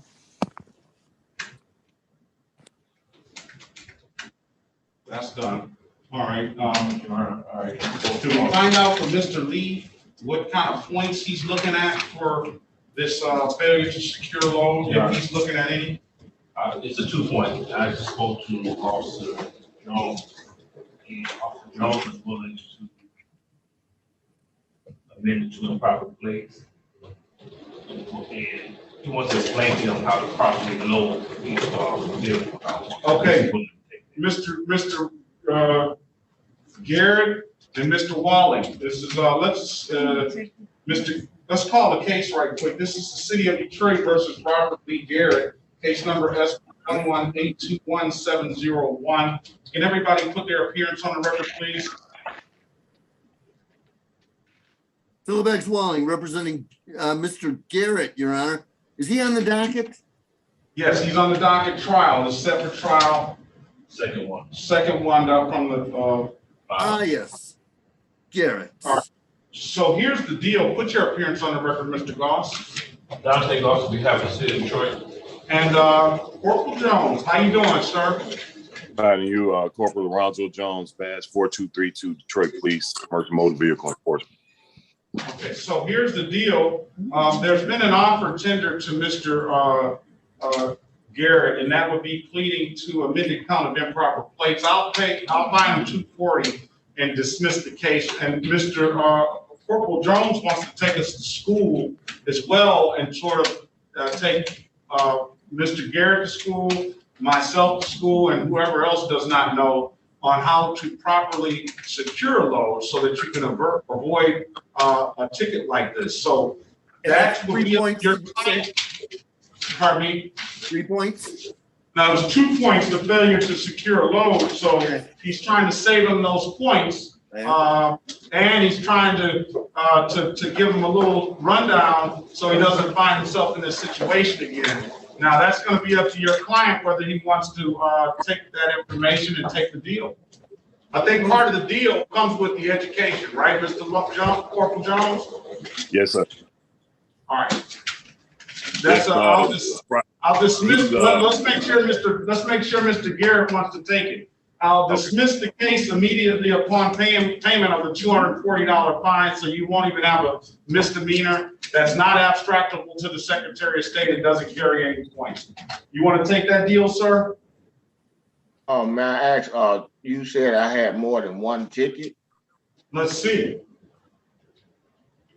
Let's see if you have more than one or not. I didn't see that. I thought you said improper plate.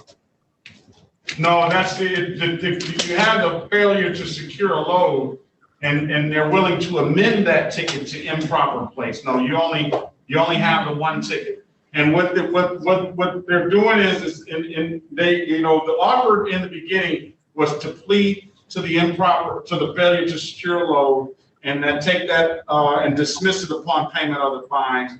But with that comes 2 points on your driver's license. So Corporal Jones and the city attorney went back and they said, we want to save them the 2 points so you don't have to worry about that in insurance. So they amended the ticket to improper plate. That's a misdemeanor, but I'll dismiss that misdemeanor when you pay the $240. So you won't have to worry about any points, no abstraction to the Secretary of State, and it'll be dismissed anyway. So that's the offer. But with that offer, Mr. Jones, Corporal Jones wants to inform you on how you should properly secure your load.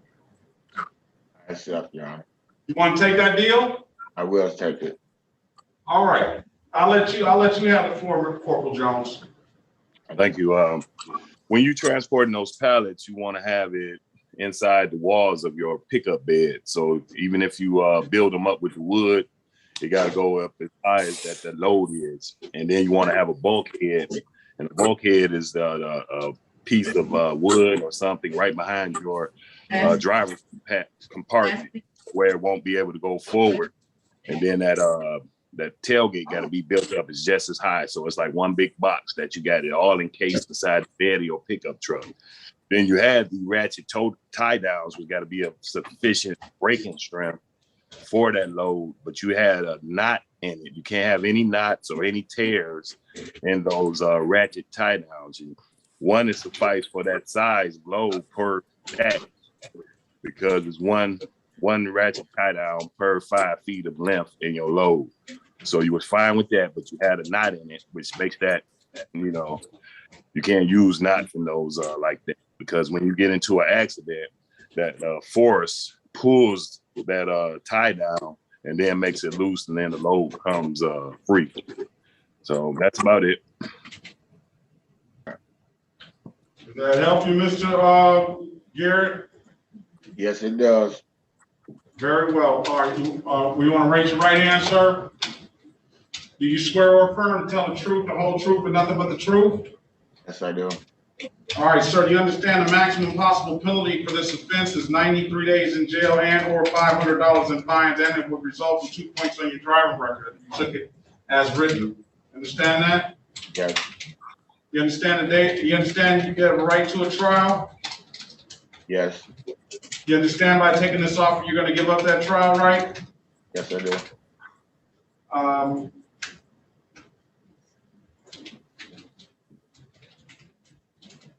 Has anybody offered you anything other than what's stated in the record? No, sir. Okay, sir. Let me draw your attention back to March 30th, 2021, at around 3:12 p.m. in the city of Detroit, in the area of Garandina. How do you pronounce that? And McNichols Road. Girardi. And did you have any occasion to be pulled over by the Detroit police officer on that day? Yes, I did. On that day, sir, were you operating a 2003 Dodge? Yes, I was. And did you have were you carrying something in the back of that Dodge? That's a pickup truck, right, sir? Yes, it is. I was transporting wooden pallets. Carrying wooden pallets, and did you have that load? Do you know now that you had that load wasn't sufficiently strapped down or secure? I know now. All right, and what was wrong with that load? He said it wasn't secure. It was strapped down. How was the load secured? The belt was over the pallets, connected to the bed from both sides, strapped down tight. And did you have a knot in that strap? It was a knot in it. Okay. But it didn't. If I may, Your Honor. And I was already pulled. Oh, I was already stopped. Hold on a second, sir. Hold on. Go ahead. He had that sitting outside of the bed of the pickup truck by at least 6 inches on both sides. That load got to be completely inside either walls or the actual bed of the pickup truck. So he had it going too high. Sir? Do you agree with that, sir? Pardon me? Do you agree with that? The wood was hanging over the beds, but I'm satisfied, Judge. The straps was holding it in tight, but they was over the bed as well. I'm satisfied, Judge. All right. Well, you know something, Mr. Garrett. I mean, you know, what I understand first of all that you don't want this ticket, you don't want to pay this fine. Who does? But more importantly, I think that Mr. Corporal Jones is trying to give you some education on moving forward and making sure that you don't find yourself in this situation again. So that's the thing. Now, the other part about it is that if you feel that you had the load properly secured, then we can put the proofs on the record and we'll make a determination on that today. Today is the date and time for that. But I want you to be, confident in the decision that you make today. That if you, and I want you to make sure that you know that we will hold a trial if you dispute this matter. That's what we're here for.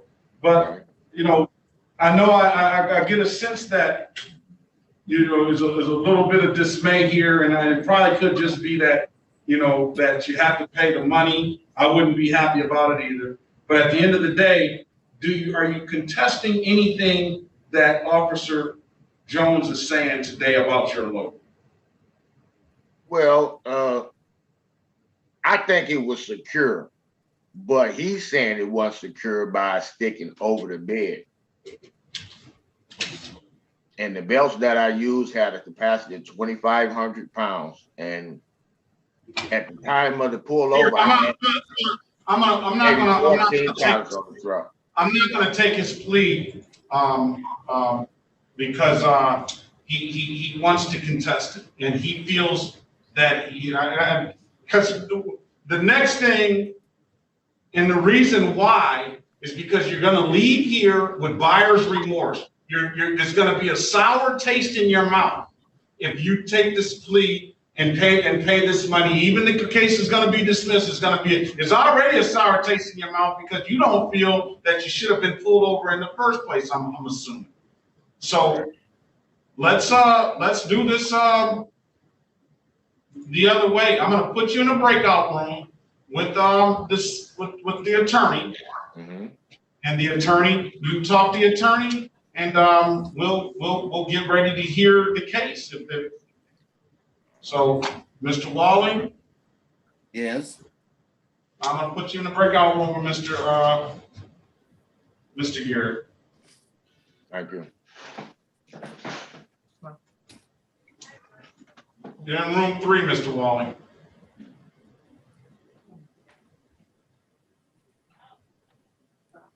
Join that room, Mr. Garrett. Come back, right, Nisha.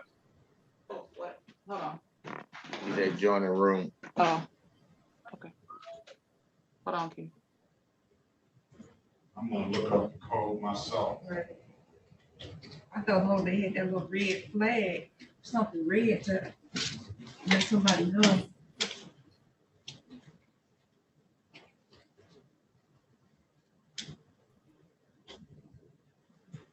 I can see a lot of people that's in violation of that case.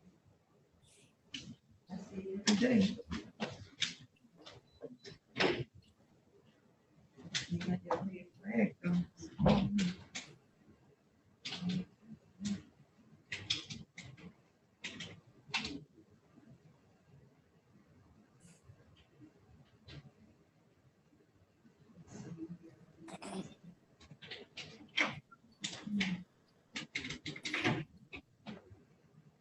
Nobody's responding, Your Honor.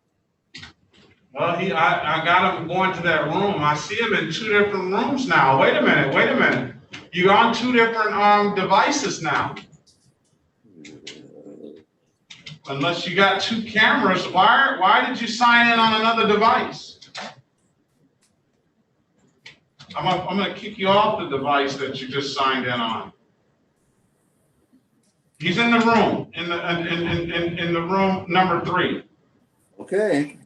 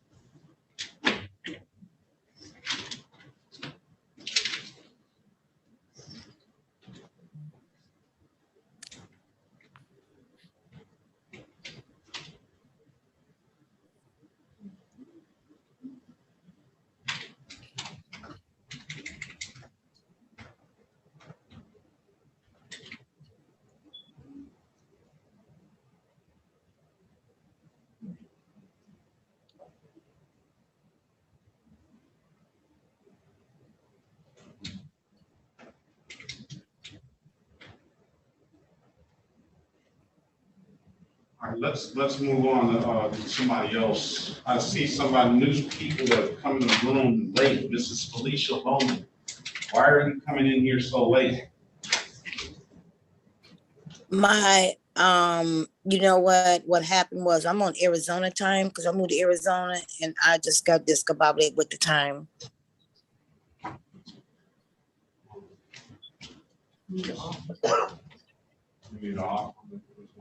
Mr. Terrence. Goodlow. Goodlow. Oh, yes, sir. Goodlow, and then who else do we have? That's Ale Galaxy, and then we have Roger Glow. All right, what is Mr. Glow? Bring him out.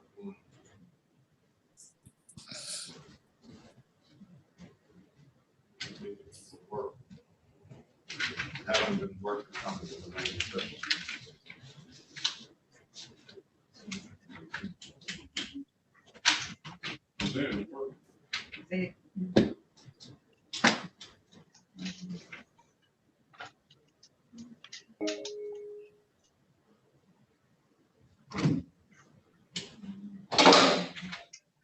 All right, so Mr.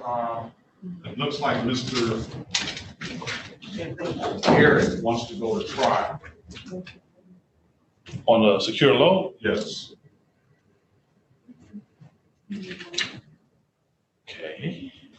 Hey, he doesn't, he thinks this stuff is good. It may be good. I don't know. I haven't heard much of, okay. I have to talk to Joe. All right, Corporal Jones, I'm gonna put you in a breakout room with, join that room number 1. Now let's get an offer on Lowman. And what are we gonna do with Goodlow? We're gonna have her pay it, Your Honor. There's some holiday cheer on there too. You can't be tried. That's what Attorney Goss said. Well, I don't understand what he means by that. What about what? I don't think the case was ever tried. Or, I mean, it was adjudicated, but he But can't. it's not in the record. That's because they kept removing it and they never put a disposition back in. Okay, well, I don't know why. Because they don't know what they're doing. Previous disposition set aside, case law reopened, dismissed without prejudice. Right, and then look at the other part of it, the bottom part. Then disposition removed. And then the second entry, the supplemental sentencing. 250, and then all the late fees and reinstatement fees. I already showed that to Mr. Goss. So. Yeah, so here's the deal. I can let him pay the $240.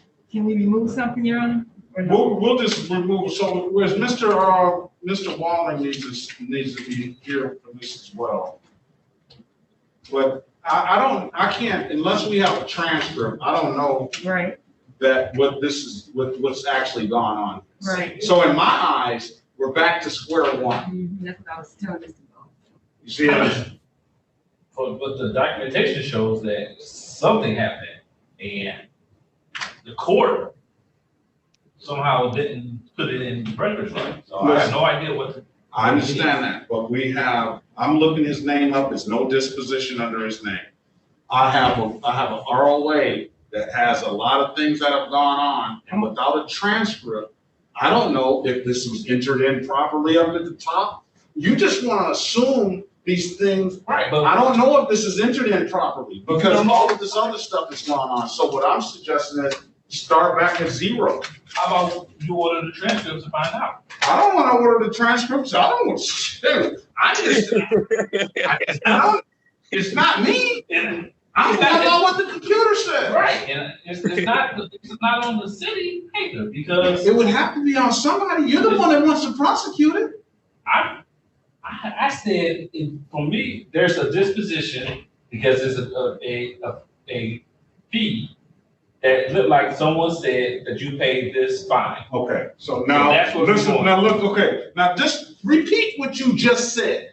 Exactly like you just said. The court has said. No, exactly like you said it's a fee because someone said that is a fine. Right, it's the fine. Is that a fine amount? Yes, it is. But you have no clue. Exactly, but I'm not the keeper of the record, so I have no idea. And I'm not either. You are the court. I'm not the keeper of the records either, but I'm the judge. Right, but you're judge of the court. So but you can request a transcript to find out what's really going on. Or I can just start from zero.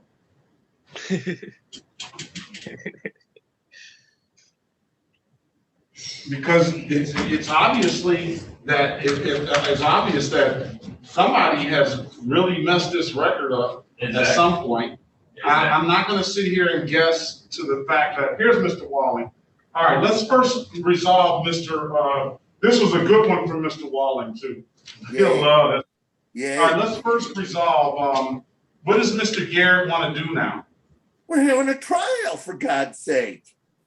Okay. All right, so we'll put that matter aside, and then we'll deal with Mr. Goodlow. Goodlow, is he new? Yeah, I'm sorry, y'all. I'm sorry. Where are these people coming in from, Judge? Why are you letting them in? Let's put Mr. Goodlow on another. We'll put Mr. Goodlow up on another date. I was trying to. He zoomed in. Here's the deal for Mr. Goodlow. Mr. Goodlow did an interesting thing, and I thought you would really like to get into this because you love those real interesting cases, you know. Mr. Goodlow has an improper plate ticket. It has a fine on there of $335 or something like that. You mean that when I look at he's already? Hold on, let me finish. Okay. This is so when I look his name up to see if he has anything, I see Goodlow, and I see a 2017 case, which is the one we're talking about, and I don't see a disposition. So it doesn't appear, it's got a warrant on there, it doesn't appear that Mr. Goodlow has ever taken a plea when I first look at it. But when I go further into the ROA, it says on August the 9th, 2017, he entered a guilty plea instead of Judge Stanford Jones. It says sentence defendant to get into the court's payment plan. And it was the fines and costs are down here. Then the next record on the same day, it says no need to return if complied, which is standard. Then it says previous disposition set aside, case law reopened. Then it says dismissed without prejudice. Then it has disposition removed again and the fines and costs added again. I don't know what's going on. Well, Your Honor, I appreciate your faith in me, but how in God's name am I supposed to know what's going on when I don't even have a docket on this guy? I will tell you this, of all those things you told me, the unless they're all on the same day, I think at the time that the case was dismissed, it's done. They all were on the same day. So wait a minute. This was entered on, all of this was entered on 8/9/17. Correct? Yeah, absolutely. All of that was entered on 8/9/17. The last entry, I guess the last entry disposition removed is the dismissed without prejudice. Now, I was under, I was, without knowing or having a transcript in front of me, I was willing to reopen the case for Mr. Goodlow so he can take care of it. Mr. Goss has a few objections to that, I think, and I'll let Mr. Goss speak to those objections. And we're not talking on the record now, but. My concern is that something, I don't know what the court has done. This is a 2017 case. So I have no idea, and the best way to figure it out is to build the transcripts. To figure out exactly what happened on this matter 4 years ago. So I really don't want to open up a case if we don't have to. But especially if we can look, get a copy of the transcript, it might tell us exactly what happened and we'd be done with it. But it's not closed. That's the problem. It's still pending. It's still gotta. Right, but that's my biggest issue is not the prosecution's responsibility because we're not the keeper of the records. So someone didn't keep a good record of what's going on. So I think that a transcript would probably be the best way to figure out what's going on in this matter. Who is the officer involved? He doesn't have an officer. I'm just working off an ROA. And the ROA doesn't have an officer on there? No, it doesn't. I would, well. And it's in warrant status. So he's out there with a warrant on him. So definitely cancel that. All right. Well. We got a trial with Mr. Greg. I know, I was going to get. Okay. About to get set up. Yeah.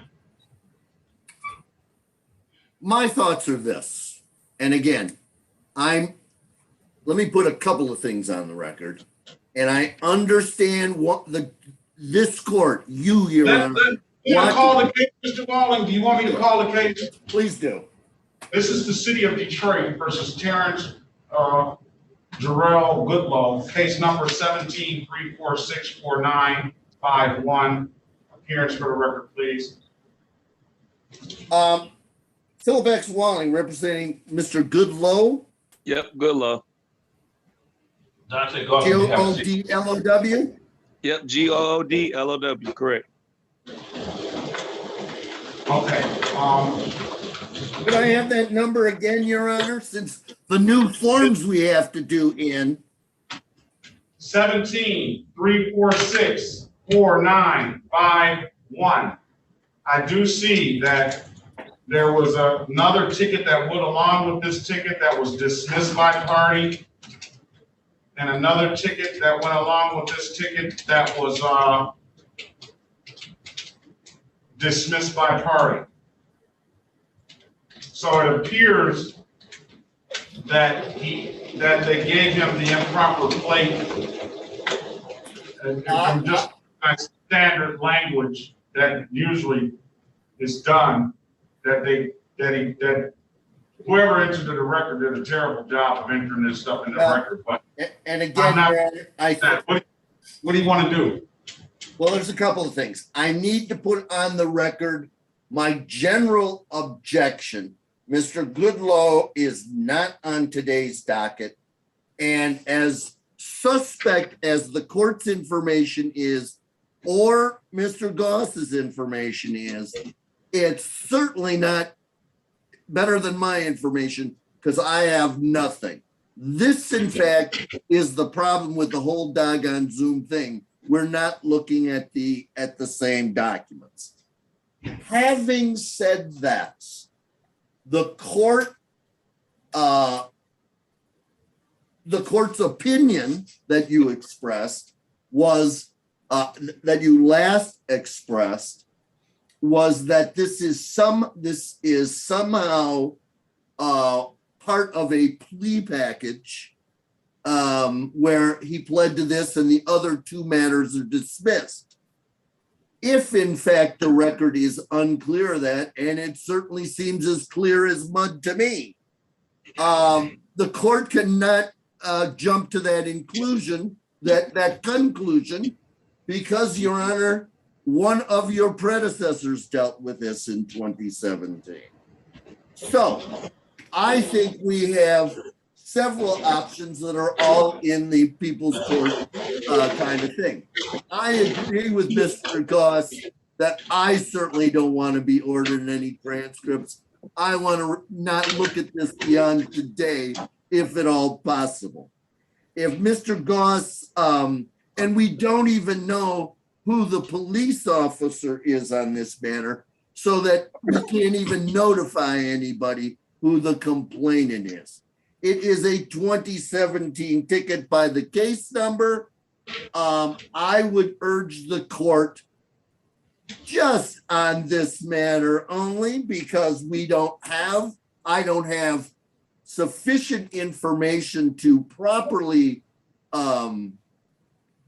give my client my best results. And that is in fact, through no fault of you, Your Honor, but through the court system in general, setting my client up to have ineffective assistance of counsel. I certainly don't want to be ineffective assistant of counsel accidentally, but I have insufficient information with which to proceed. I'm going to move to dismiss at this point. Got it. I believe that there's still, it's unclear exactly what happened in the matter. True that. And for that regard, I'm uncomfortable just having to dismiss. If anything, can we adjourn it so we can get a little bit more information regarding this matter? All right, what I'm gonna do is I'm gonna hold your motion in obeyance, and I'm gonna allow the city attorney to time to get some more information and get some enlightenment on it. Here, you wanna take this? May I make a suggestion, Your Honor? Yes. You'll notice I didn't jump up and down to get appointed on this one. So what I would suggest to you is that perhaps we schedule this matter for Monday the 8th, next Monday. I happen to be your house counsel that day. And if we have more information with regards to this, I'll be all ears. On the other hand, if the people have got no more information, I will renew my motion to dismiss on Monday. All right. So what is that? Can you get? We're gonna have you back on Monday the 8th, Mr. Goodlow, and we should have some finality to that. Then we'll set this as a pretrial, November the 8th. We're gonna recall the warrant. We're gonna enter a not guilty plea on his behalf as it relates to this. I don't know, just by the record, it's very, very confusing. It's the first time I've had this situation, 30 a.m. When you look at it in its totality, it does appear to be one of those situations where it probably, I'm writing something wrong. Your Honor, may I say something? I wish you wouldn't, Mr. Goodlow. We got him on the run. Yeah, okay, yeah, I know you guys are busy, and I just want to say thank you to everybody in the courtroom for accepting me on the walk-in. I was going to say, like, if you done, just Mr. Goodlow. The lawyers aren't done. Please stay the course. Well, I think he wants to go ahead and tell on himself or something, Mr. Walling. You want me and I'm trying to not have him tell on himself. No, I wasn't going to say anything about the court case, like, or anything. I was just going to say if, like, we could come to, like, a reasonable fine cost, so I could just pay it and get everything reinstated. Because I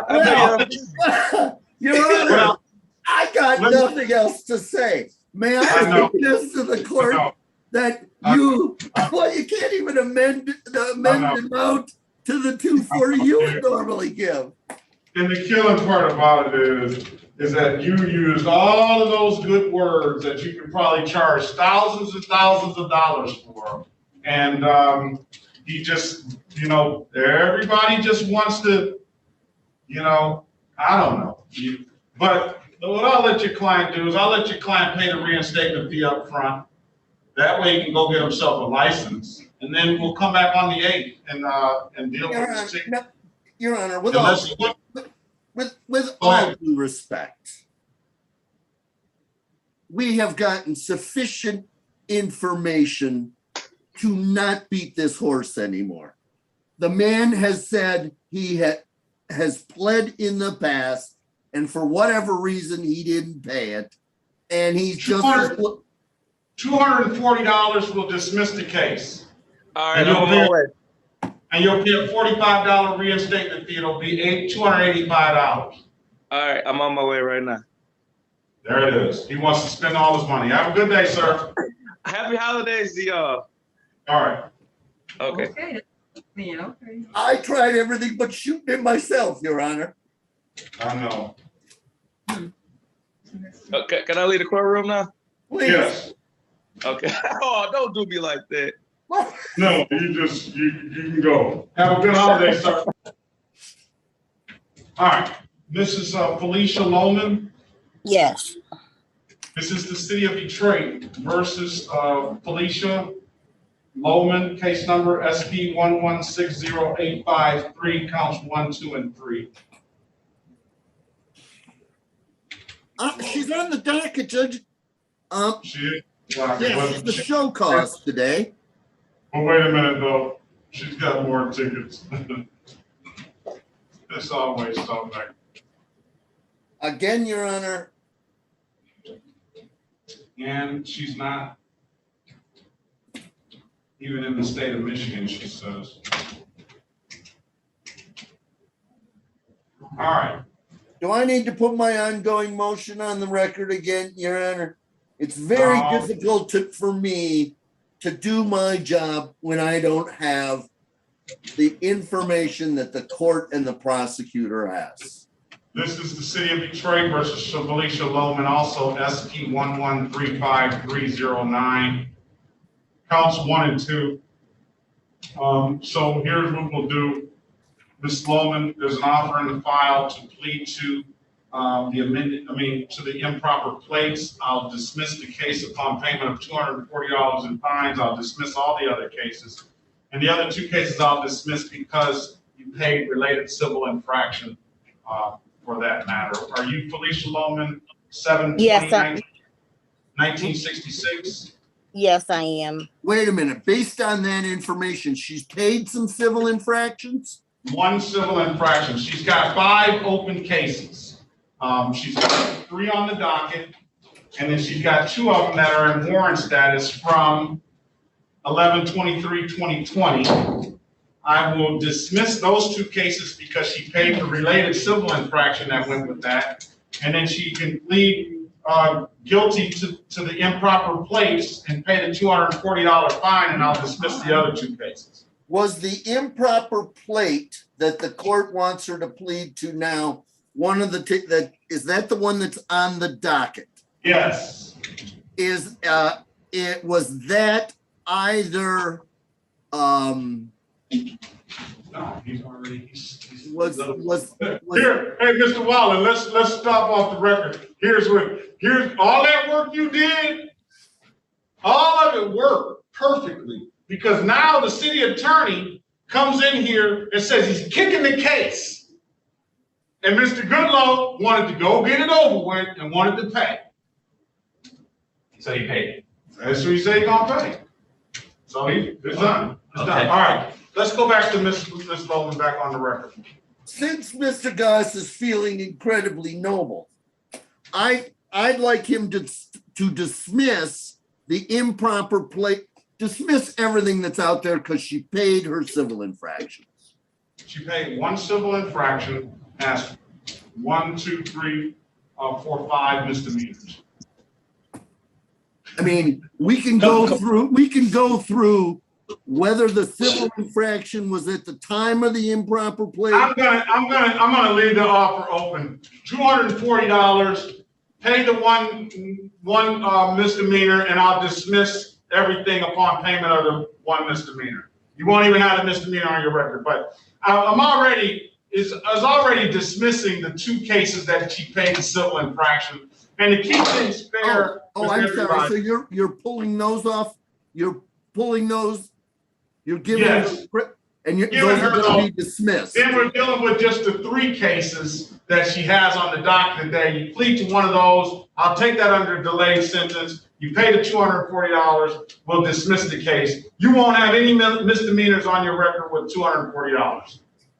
You want to take that deal, ma'am? And plus I won't hold your client in contempt and make her come back here to the state of Michigan to answer to the charges. May I ask a question, please? Yes. So the ticket she's paid, you are going to set aside and call it a day, correct? The ticket she's paid, she got three tickets together, no insurance proof, civil infraction, unregistered, untitled, and an improper place. That was on last year. I'm gonna, the unregistered, untitled, and improper plates are under warrant status. I'm gonna dismiss those two tickets because she paid that civil infraction that went along with those two tickets. Now she has three other improper plates, unregistered, untitled, and a no insurance misdemeanor.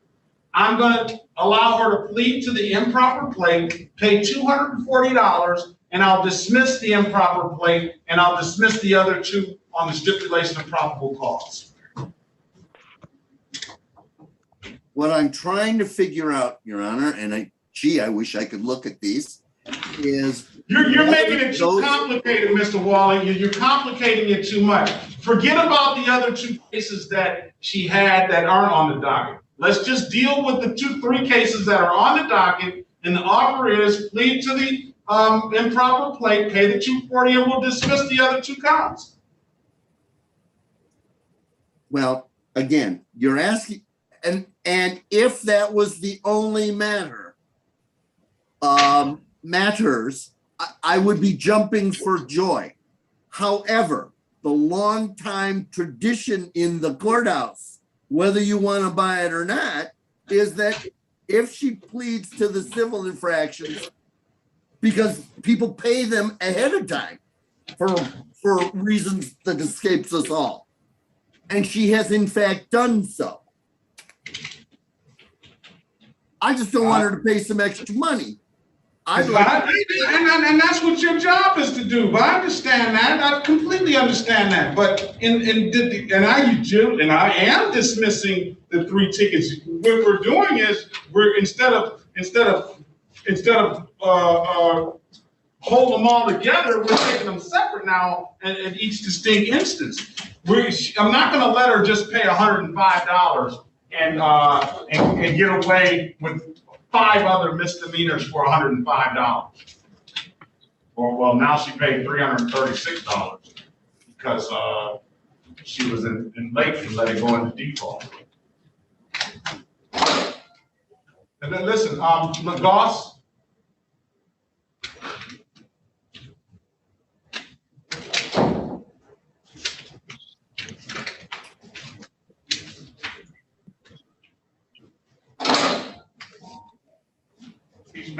He's made a motion to dismiss these. She's paid $336 for that of insurance.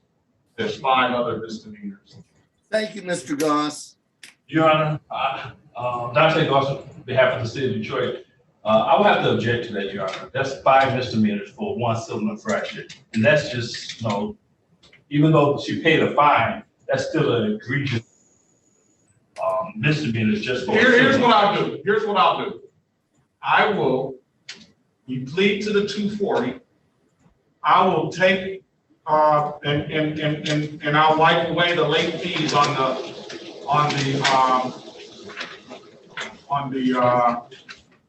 civil infractions. So you'll just be paying what the civil infraction is. What is $135, and then we'll apply the other money and you pay the rest. How about that? You understand that, Mr.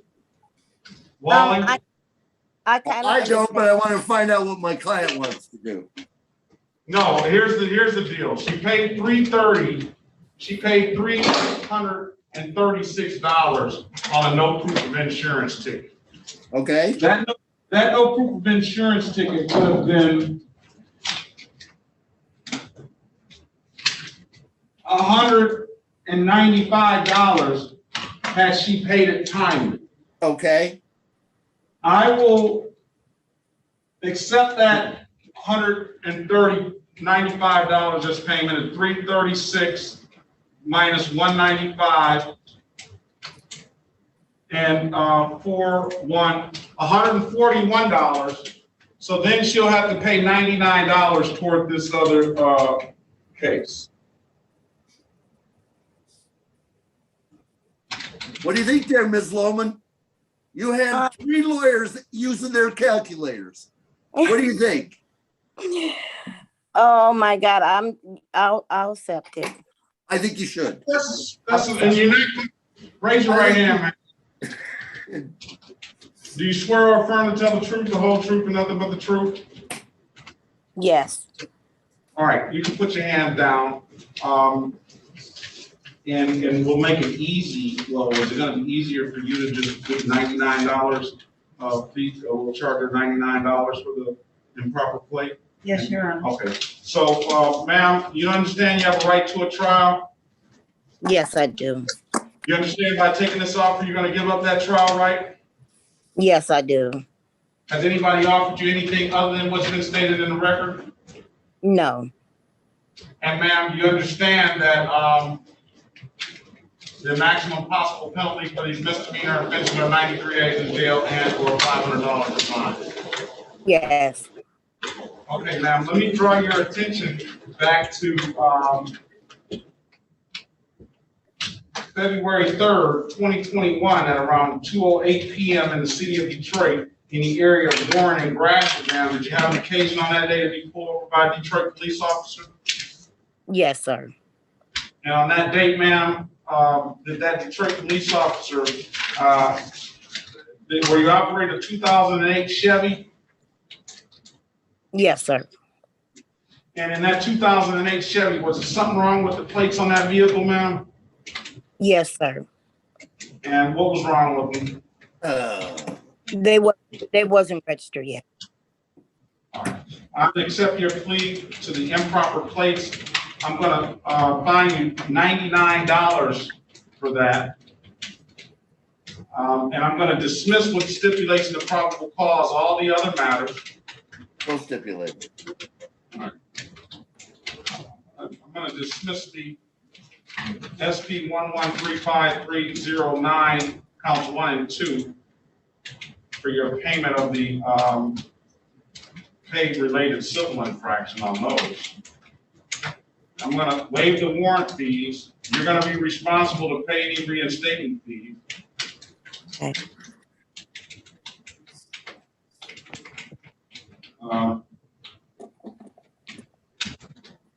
When can you pay this $99? I could pay it Monday. I'm gonna put in there, we'll put in the system, November 22nd. Okay. 21, 8:25 a.m. We're gonna set it for review. I will dismiss the case upon payment. Thank you. All right. All right. Anything further, ma'am? No, thank you. Have a good day. All right. Send us some of that warm weather now. You got that good deal. Thank you. All right. Have a great one. You too. Bye-bye. All right. Who else do we have? Let's start getting everybody out of here. Glover. Glover. That's not our trial, is it? No, Gullidge is our trial. So Glover has the issue with all the old cases and Vickers cases. Oh, gotcha. And how about Gullidge? Is that our trial? That's our trial. Then we have Gibbs. Gibbs, are you there? Is Gibbs there? Yes, I am. He's a walk-in. Yes, sir. I had a court date on What's gonna go on? No, what's gonna go on with Gullidge? I thought we were done with that. No, we are done with Gullidge. What's gonna go on with who's our trial on? what's gonna go on with we got Glover that's what's gonna go on with Glover? Is that our trial? No, that's the one where he has the Vickers cases and the old Improper plea on one. Okay, so you're gonna still stick with that, right? All right. Let's give her to Glover since he's here. Glover, where are you? Yes, I'm here. All right, Glover. Let's call the case, and I don't know if we called it already, but we'll recall it. So, Mr. Walling, All right, let's call the case. This is the City of Detroit versus Roger Deshaun Glover. Case number is SP 819399, counts 1, 2, and 3. We'll also. Oh, those are the defaults. Glover was on the trial? No, Glover was not on the trial. Also, we have case number 1059-26231. Appearance for the record, please. Philip Walling representing Roger Glover. All right, I know what we can do with Mr. Glover's case. I think we can dismiss Mr. Glover's cases. Well, and I'll tell you why, Judge. The only manner that you've called in the record that the people can go forward on is a 2010 case. I would move to dismiss that due to their age. The other cases are all Officer Vickers. Here's the problem with Mr. Glover, though. And I kind of agree with you, but but the only problem I have with that is that these defaults for the civil infractions are long gone. This is 2017. He has 2 defaults: a no insurance civil infraction and an improper display, dirty, obscure plate. So I will dismiss everything if Mr. Glover pleads to the improper dirty plate and the no proof of insurance, $300, and then I'll waive the warrant fees, reinstatement fees, and all that have to go with that. So essentially, if we dismiss all the cases, he's still going to have the 2 improper plate, the improper display of plate, and a no insurance civil infraction, because those were in default 4 years ago. So I have nothing to add on that. If you're just taking care of the cases that are already in default, makes sense to me. They are not before the court. No, I don't think you kind of understand what I'm saying. The cases that are on the docket today,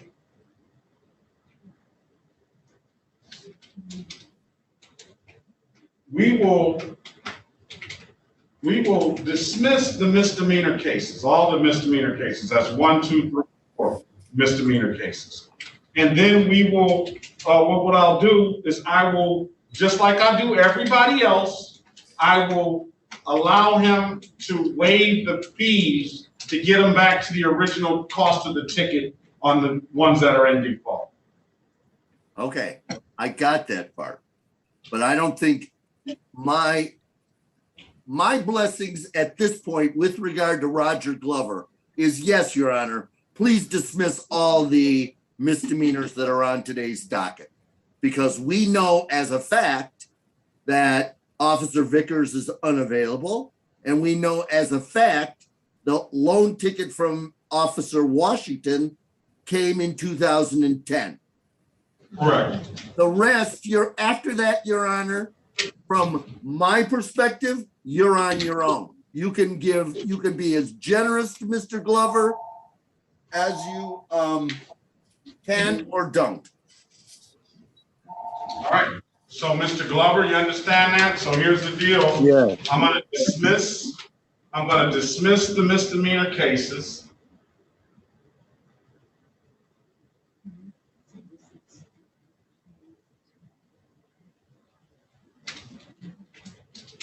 And I'll even go back and I'll waive the fines and cost, the discretionary fines and costs for the civil infractions. That means the late fees and what have you, and you can just pay those.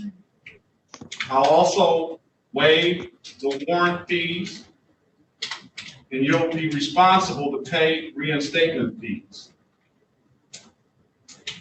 All right? Okay, And so I what don't think it's any deal or anything we need to place on the record, other than that's what we'll do. The cases will be dismissed because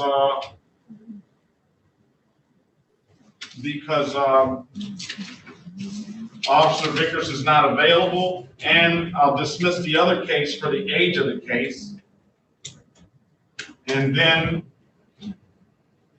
the other one will go into the system and get you a price on the civil infraction. So whenever you're ready, Ms. Marriage. I'm ready. All right, this is SP 851200, and it'll become 1 and 2. Let's waive the late fees. It's sitting now at 306. We'll waive the reinstatement fees on those as well. I told them I'd get them back to the original cost. That's $170, sir. Okay, all I need to pay is $170. No, not right now, but you got one more.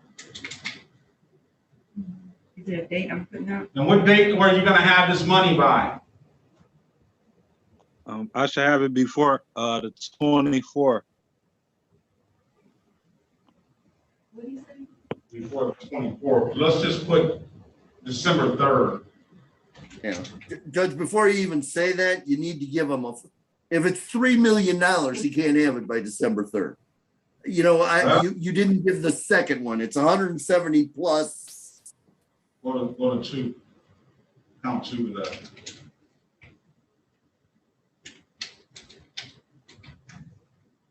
This one's at 228 right now. You doing reinstatement fee too? Yeah. 105, so you got $275. December 3rd. All right? Okay. All right, and I'm basically granting your client's motion to dismiss. Pay by December 3rd, we'll set it for a review at 8:25 a.m. And then now you're gonna have other reinstatement fees up there as well, but I'm not worried about those. Those are, you're gonna have to concern yourself with in order to get a driver's license. These 2 tickets to $275, then you have 1, 2, 3, 4 reinstatement fees to pay, just to let you know that, another $180. So if you bring in that money, you'll have clearances here at the 36th District Court. So I need to bring $275 and pay the rest to Secretary of State. No, you can pay it all here. $275 plus the $180. Yep.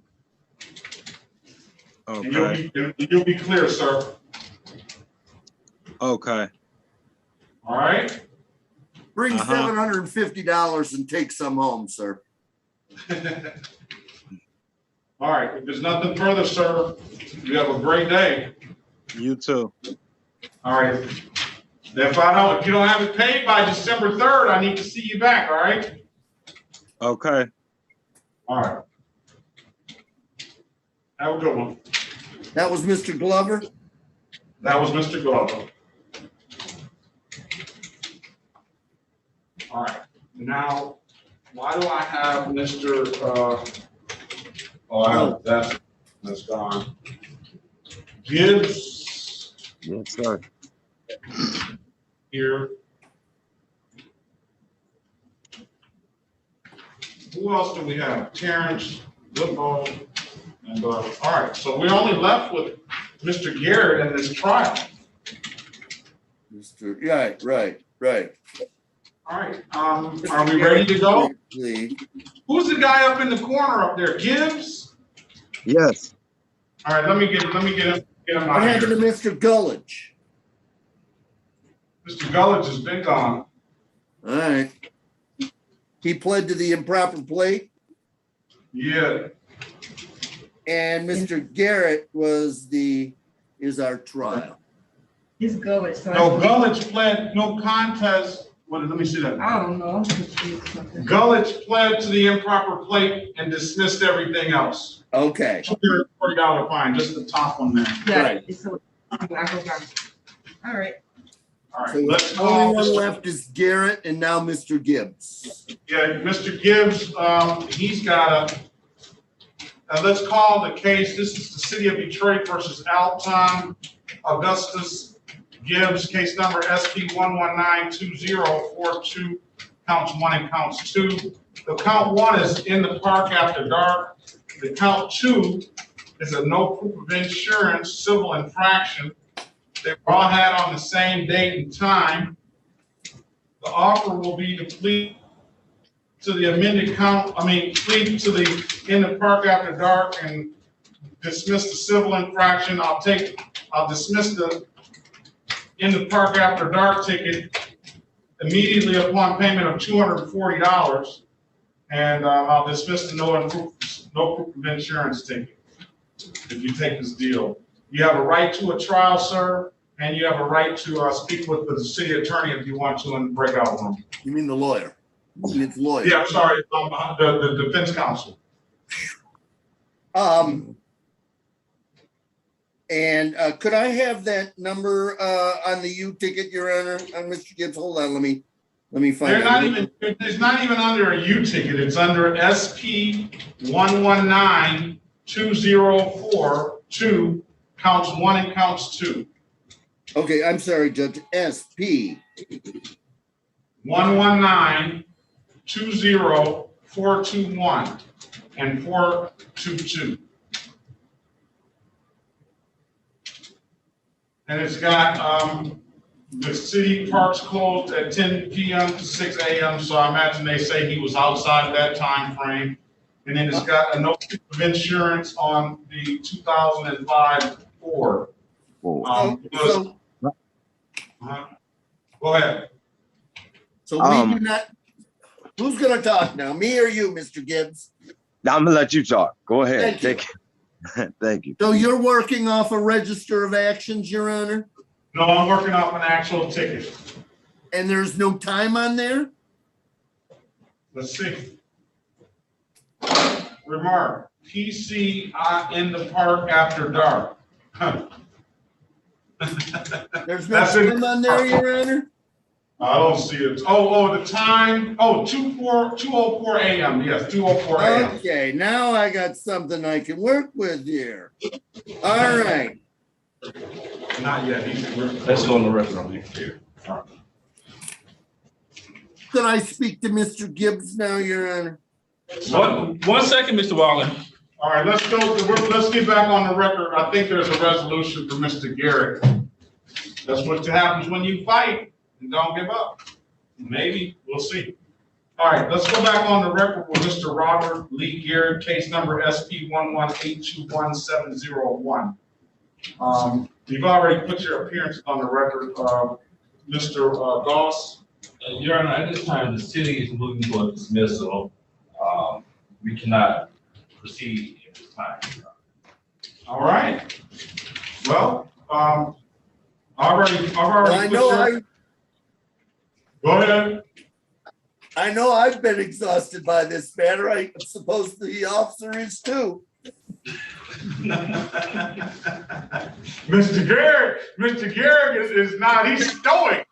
He's like, I'm getting my day in court, and he won. So you got that, Mr. Garrett? Thank you, sir. You can smile now. Yes, Mr. Garrett. Smile now. All right. He knows how to say just yes and no after I got done yelling at him. Yes, right, he Mr. does. Garrett? He's not like Mr. He's not like Mr. Goodlow. Mr. Goodlow, he went and just talked himself out. And I guess Mr. Gibbs saw that too, and he shut up too right quick. All right. Case dismissed. Corporal Jones, is always good to see you, sir, and be safe out there. And I hope you take heed to those words that Corporal Jones gave you, just in case you'll make sure that you try to avoid being in the same situation. I'm not saying that any of Yes, he did, Your Honor. right or Yes, he wrong. did. No, I didn't say anybody was right or wrong, but he gave you the information, and I don't know, you do what you want. All right, sir, be safe, all right? Y'all both be safe. Thank you. Thank you, Your Honor. All right. That's what he did. He took me out. Oh.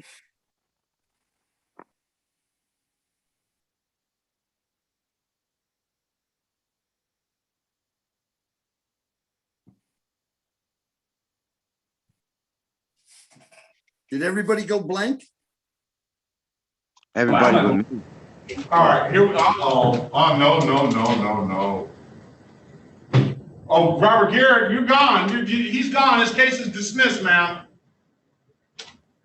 I was about to say, nobody else is coming in now. I can't even take it anymore. Well, I don't even know why you let people in.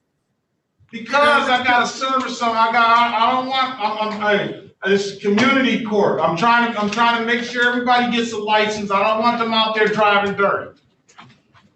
Well, okay. Right, Mr. Gibbs? Join that Yes, breakout, Gibbs. You join it too, Mr. Waller. Okay, thanks, Judge. We'll have this squared away. And it's the park after hours, or is that? It's the park after hours. Okay. This whole stuff here, let me write this mess up.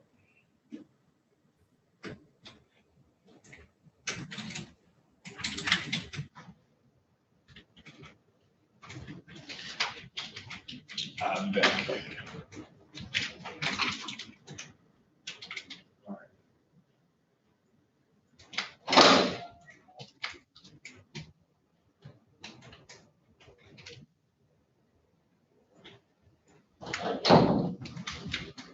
Okay, Sharon, I just have to, I'm sorry if I'm asking too many questions for the same thing. I just want to be 100% clear. Don't be sorry, please.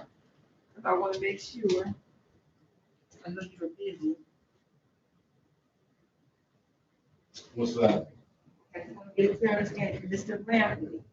That the whole offer to engage, so. Go to dismiss everything else, $240, go to the class and go take the. So he does, that's not dismissed, that's gonna be reduced to disorderly. It's gonna be reduced to disorderly and he's gonna enter also a no contest plea, not a guilty. Got it, and then the other ticket for the firearms? Is dismissed. Okay, thank Because you. he was, that was already taken under, he did the 18 months in prison. Okay, got it, so I'm put sorry, that I in didn't there, make it so put clear. that in there? Yeah, you can. Okay. Just to make it clear. Okay, thank you.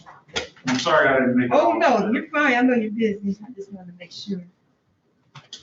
And then on this Gibson thing, all of this stuff is gonna be dismissed, so. The one with the one that went to trial? Yes, and this is Ed Martell zoomed in from my old law firm. Really? On him. So all of that will be dismissed and we'll waive the warrant fees and then he'll pay reinstatement fees. All right, so everything that's set for the trial today, on all those cases, and just in case, all those cases are gonna be dismissed because of no officer.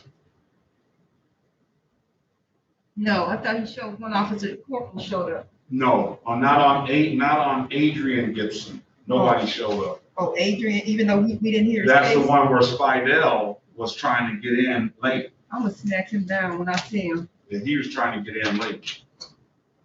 So what happens when okay, so let me just make sure I'm clear. If they have 3 or more courtrooms to be in, what if, this is a scenario, what if he calls me to tell me that he's in another courtroom? He can do that. And That's then that cool. would waive. As long as it's before 9:30. And he did, okay, so I'm good. Yeah, as long as it's Calling before late. 9:30.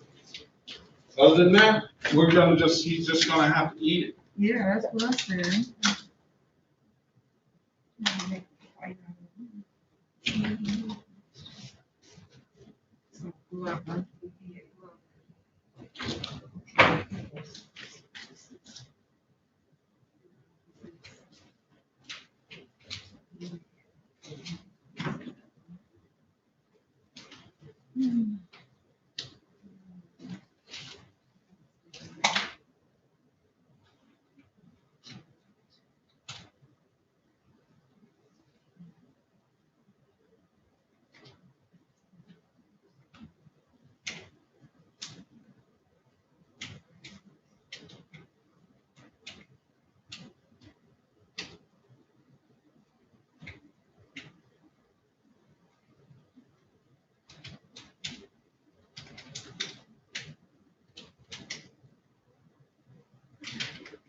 He's stupid.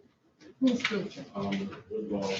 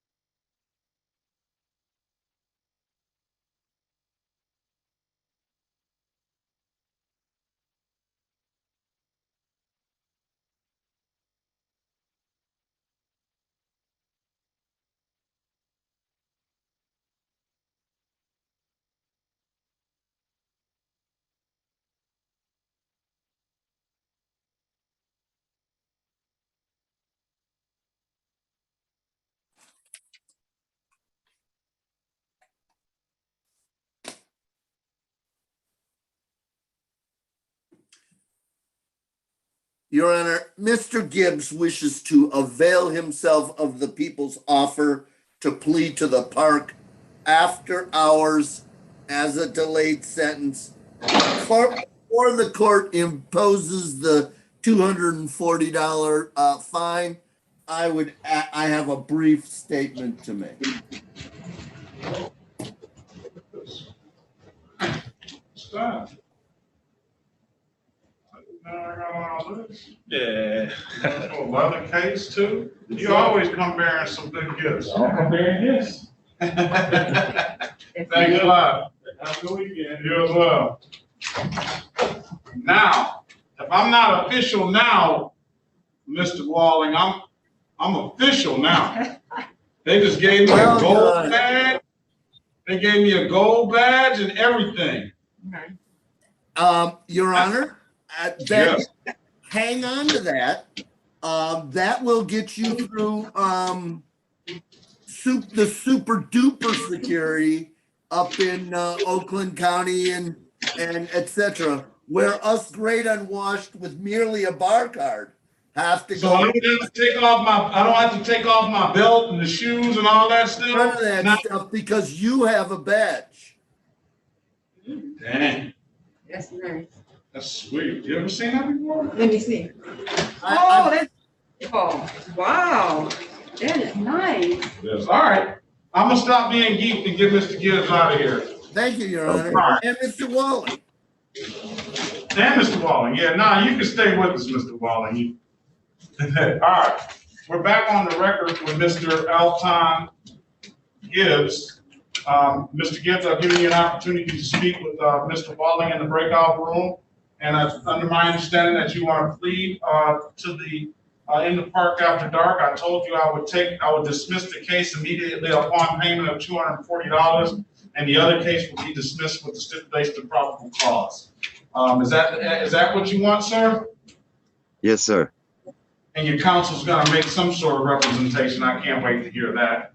He always has some good arguments to make on his client's behalf. So, all right, raise your right hand, please. Do you swear or affirm to tell the truth, the whole truth, and nothing but the truth? Yes. Okay, you can put your hand down. You understand the maximum possibility for this misdemeanor offense is 90 days in jail and or $500 in fine? Yes. You understand that you have a right to a trial? Yes. You understand by taking this offer, you're gonna give up that trial right? Yes. Has anybody offered you anything other than what's been stated in the record? No. Okay, sir, let me draw your attention back to April the 27th, 2021 at around 2:04 a.m. in the city of Detroit in the area of Plymouth and Rouge Park Drive. Did you have an occasion to be pulled over by a Detroit police officer on that day, sir? Yes, sir. And on that day, sir, were you was that Rouge Park? Yes, sir. And were you in that park at around 2:04 a.m.?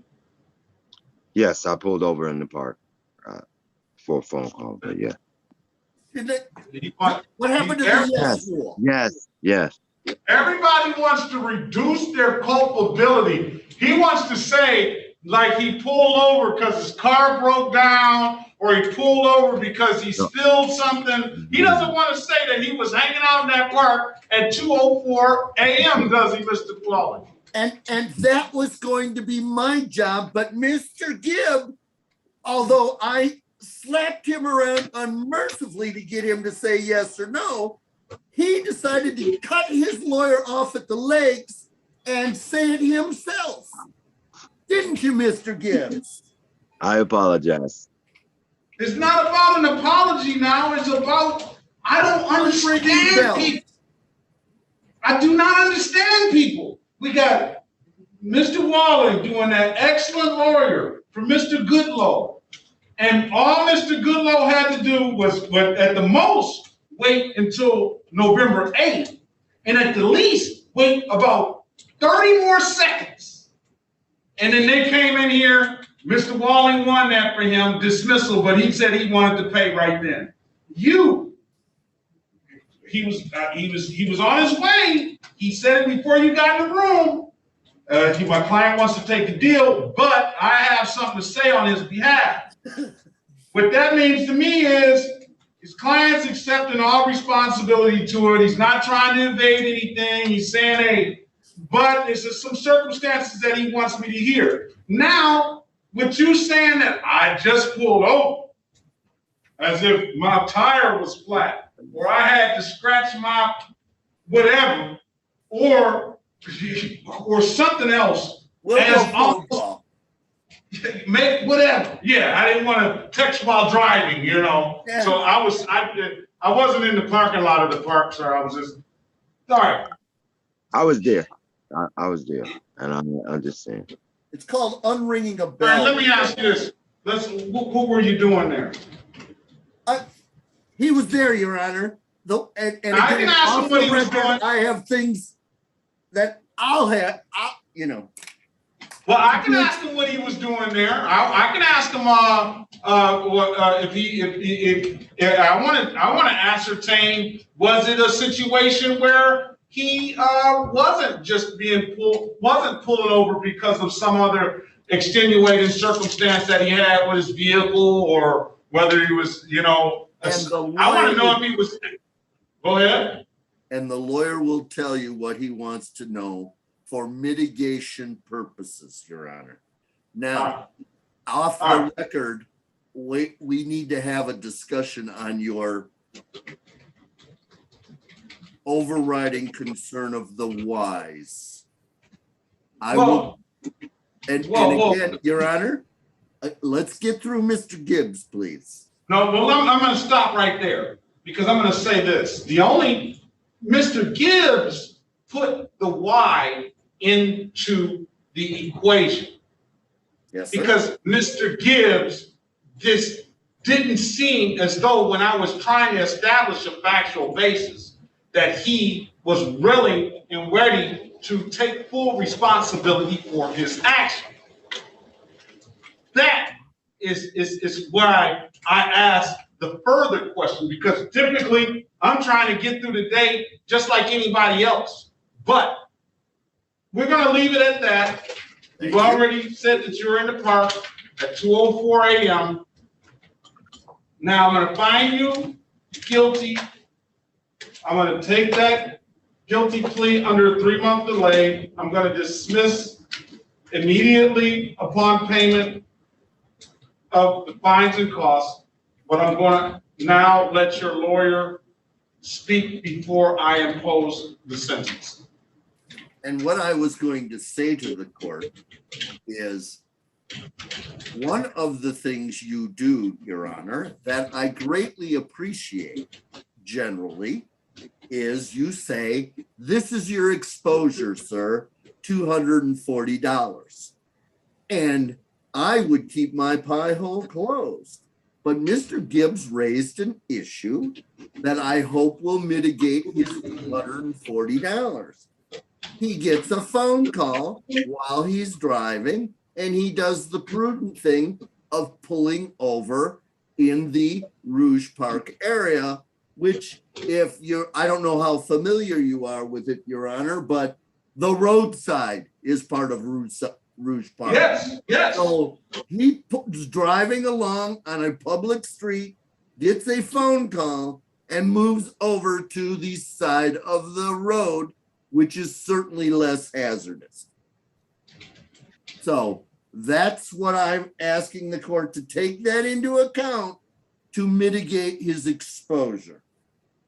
Well, I mean, if that's the case, that would be different than, especially in the Rouge Park context. Rouge Park is not like Belle Isle Park, where if you're on Belle Isle Park, either you made a big mistake and made a wrong turn, or you intentionally wanted to be there, and that's it. Rouge Park is almost, that's a city street.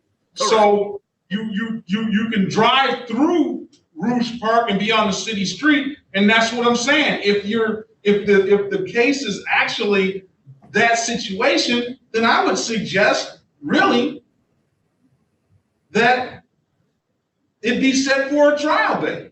And I would normally agree with you, sir, except we have the kicker of the civil infraction. And my client said to me, I had insurance, but I did not have the proof of the insurance at the time. So yeah, but that doesn't... rather than going through this whole rigmarole of setting aside him bringing proof, we came to the conclusion that the smart play in this, since you're going to dismiss the no proof of insurance upon paying of the $240, was to let you know, yes, this is the situation and you're going to dismiss. So really, it's the taking of one and moving to the other. Or in the long established practice, we cutting the baby in half. Please be Solomon-esque, Your Honor. And as the court said, dismiss the no proof of insurance, let him plead, and you should be aware he was making a phone call in case, or a phone call was being made in case you wanted to use that to mitigate his exposure. That's the particular problem I have with you telling the exposure ahead of time. In case there is some mitigation, I feel compelled to bring up, which I did. No, even though I tell the fine ahead of time and let the people know that first of all, I'm not sending you to jail for being in the park after dark, even though you could go. I do that also, and because I want to let them know how we can clear it up and get it done quickly. But also, I always listen to the mitigating circumstances, because there's a lot of times that people have the fines and costs, and I waive the fines and costs because of their financial situations, or they're homeless or something like that, or things like that. For you, Mr. Gibbs, what I'll do, give us 8 hours of community service. 8 hours of community service? Yeah, you got it. And that's a discount. Usually on a $240 fine, I'll ask for 12 hours of community service. That's $20 an hour. This is more than $20 an hour right here. You can get it cleared up. I'll dismiss the case, and you'll be helping out the community in a small way, and a big way, to somebody that really needs it. You got it. I have no problems with that. Is that good, Mr. Wallen? Yes. See how that's done, Mr. Gibbs? Yes. Yes. Thank you. All right, we'll get you hooked up. You gotta, and that'll clear up everything. We'll dismiss. All right, with stipulation of probable cause, I'm dismissing the no proof of insurance, Mr. No Lee. stipulated. I mean, in civil infraction. I will waive any late fees or any reinstatement fees that may have gone along with that no proof of insurance civil infraction because it was in default. So I'm setting aside the default on that as well. No, it wasn't in default, but 195 is the charge for no proof of insurance. So we'll dismiss that. You won't owe anything on that. And then we'll get you out an ink pen, sir. Okay. Let's call 313-965-8. Now, are you over there in Southwest Detroit? Yes, sir. Here. Call this number. 313-879-2155. That's the Southwest Detroit Community Justice Center. And we, on Wednesdays, we allow everybody, and I'll allow anybody to do community service for the fines and costs, but that's community court. They need a lot of help over there in the Southwest Detroit area. That's close by your house. And and Director Jones, I'm gonna get that. What is your phone number? My phone number is 313-748-2948. All right, I have your number. I'm gonna get you to do that 8 hours with the Southwest Detroit Community Justice Center, all right? The number is 313-879-2155, and you can contact Director Jones or Mr. Phillips. And I'm gonna forward them your information.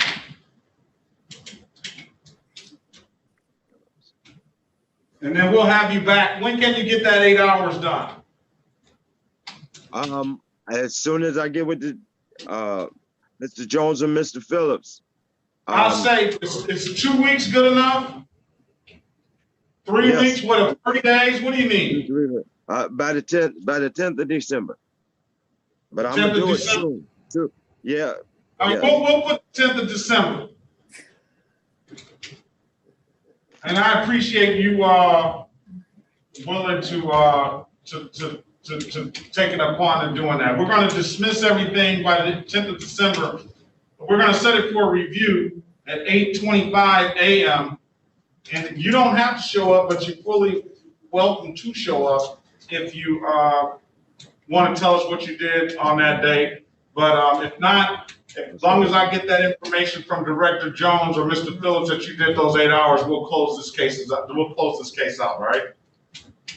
Okay, thank you so much, Your Honor. All right, very good, sir. Mr. Gibbs, thank you very much. If there's nothing further, have a great day, sir. You have a blessed one as well, and y'all be safe. All right. All right, Mr. Walling. I know that you don't like to add, but you're doing a very good deed for the people. Are we off Zoom? Are we off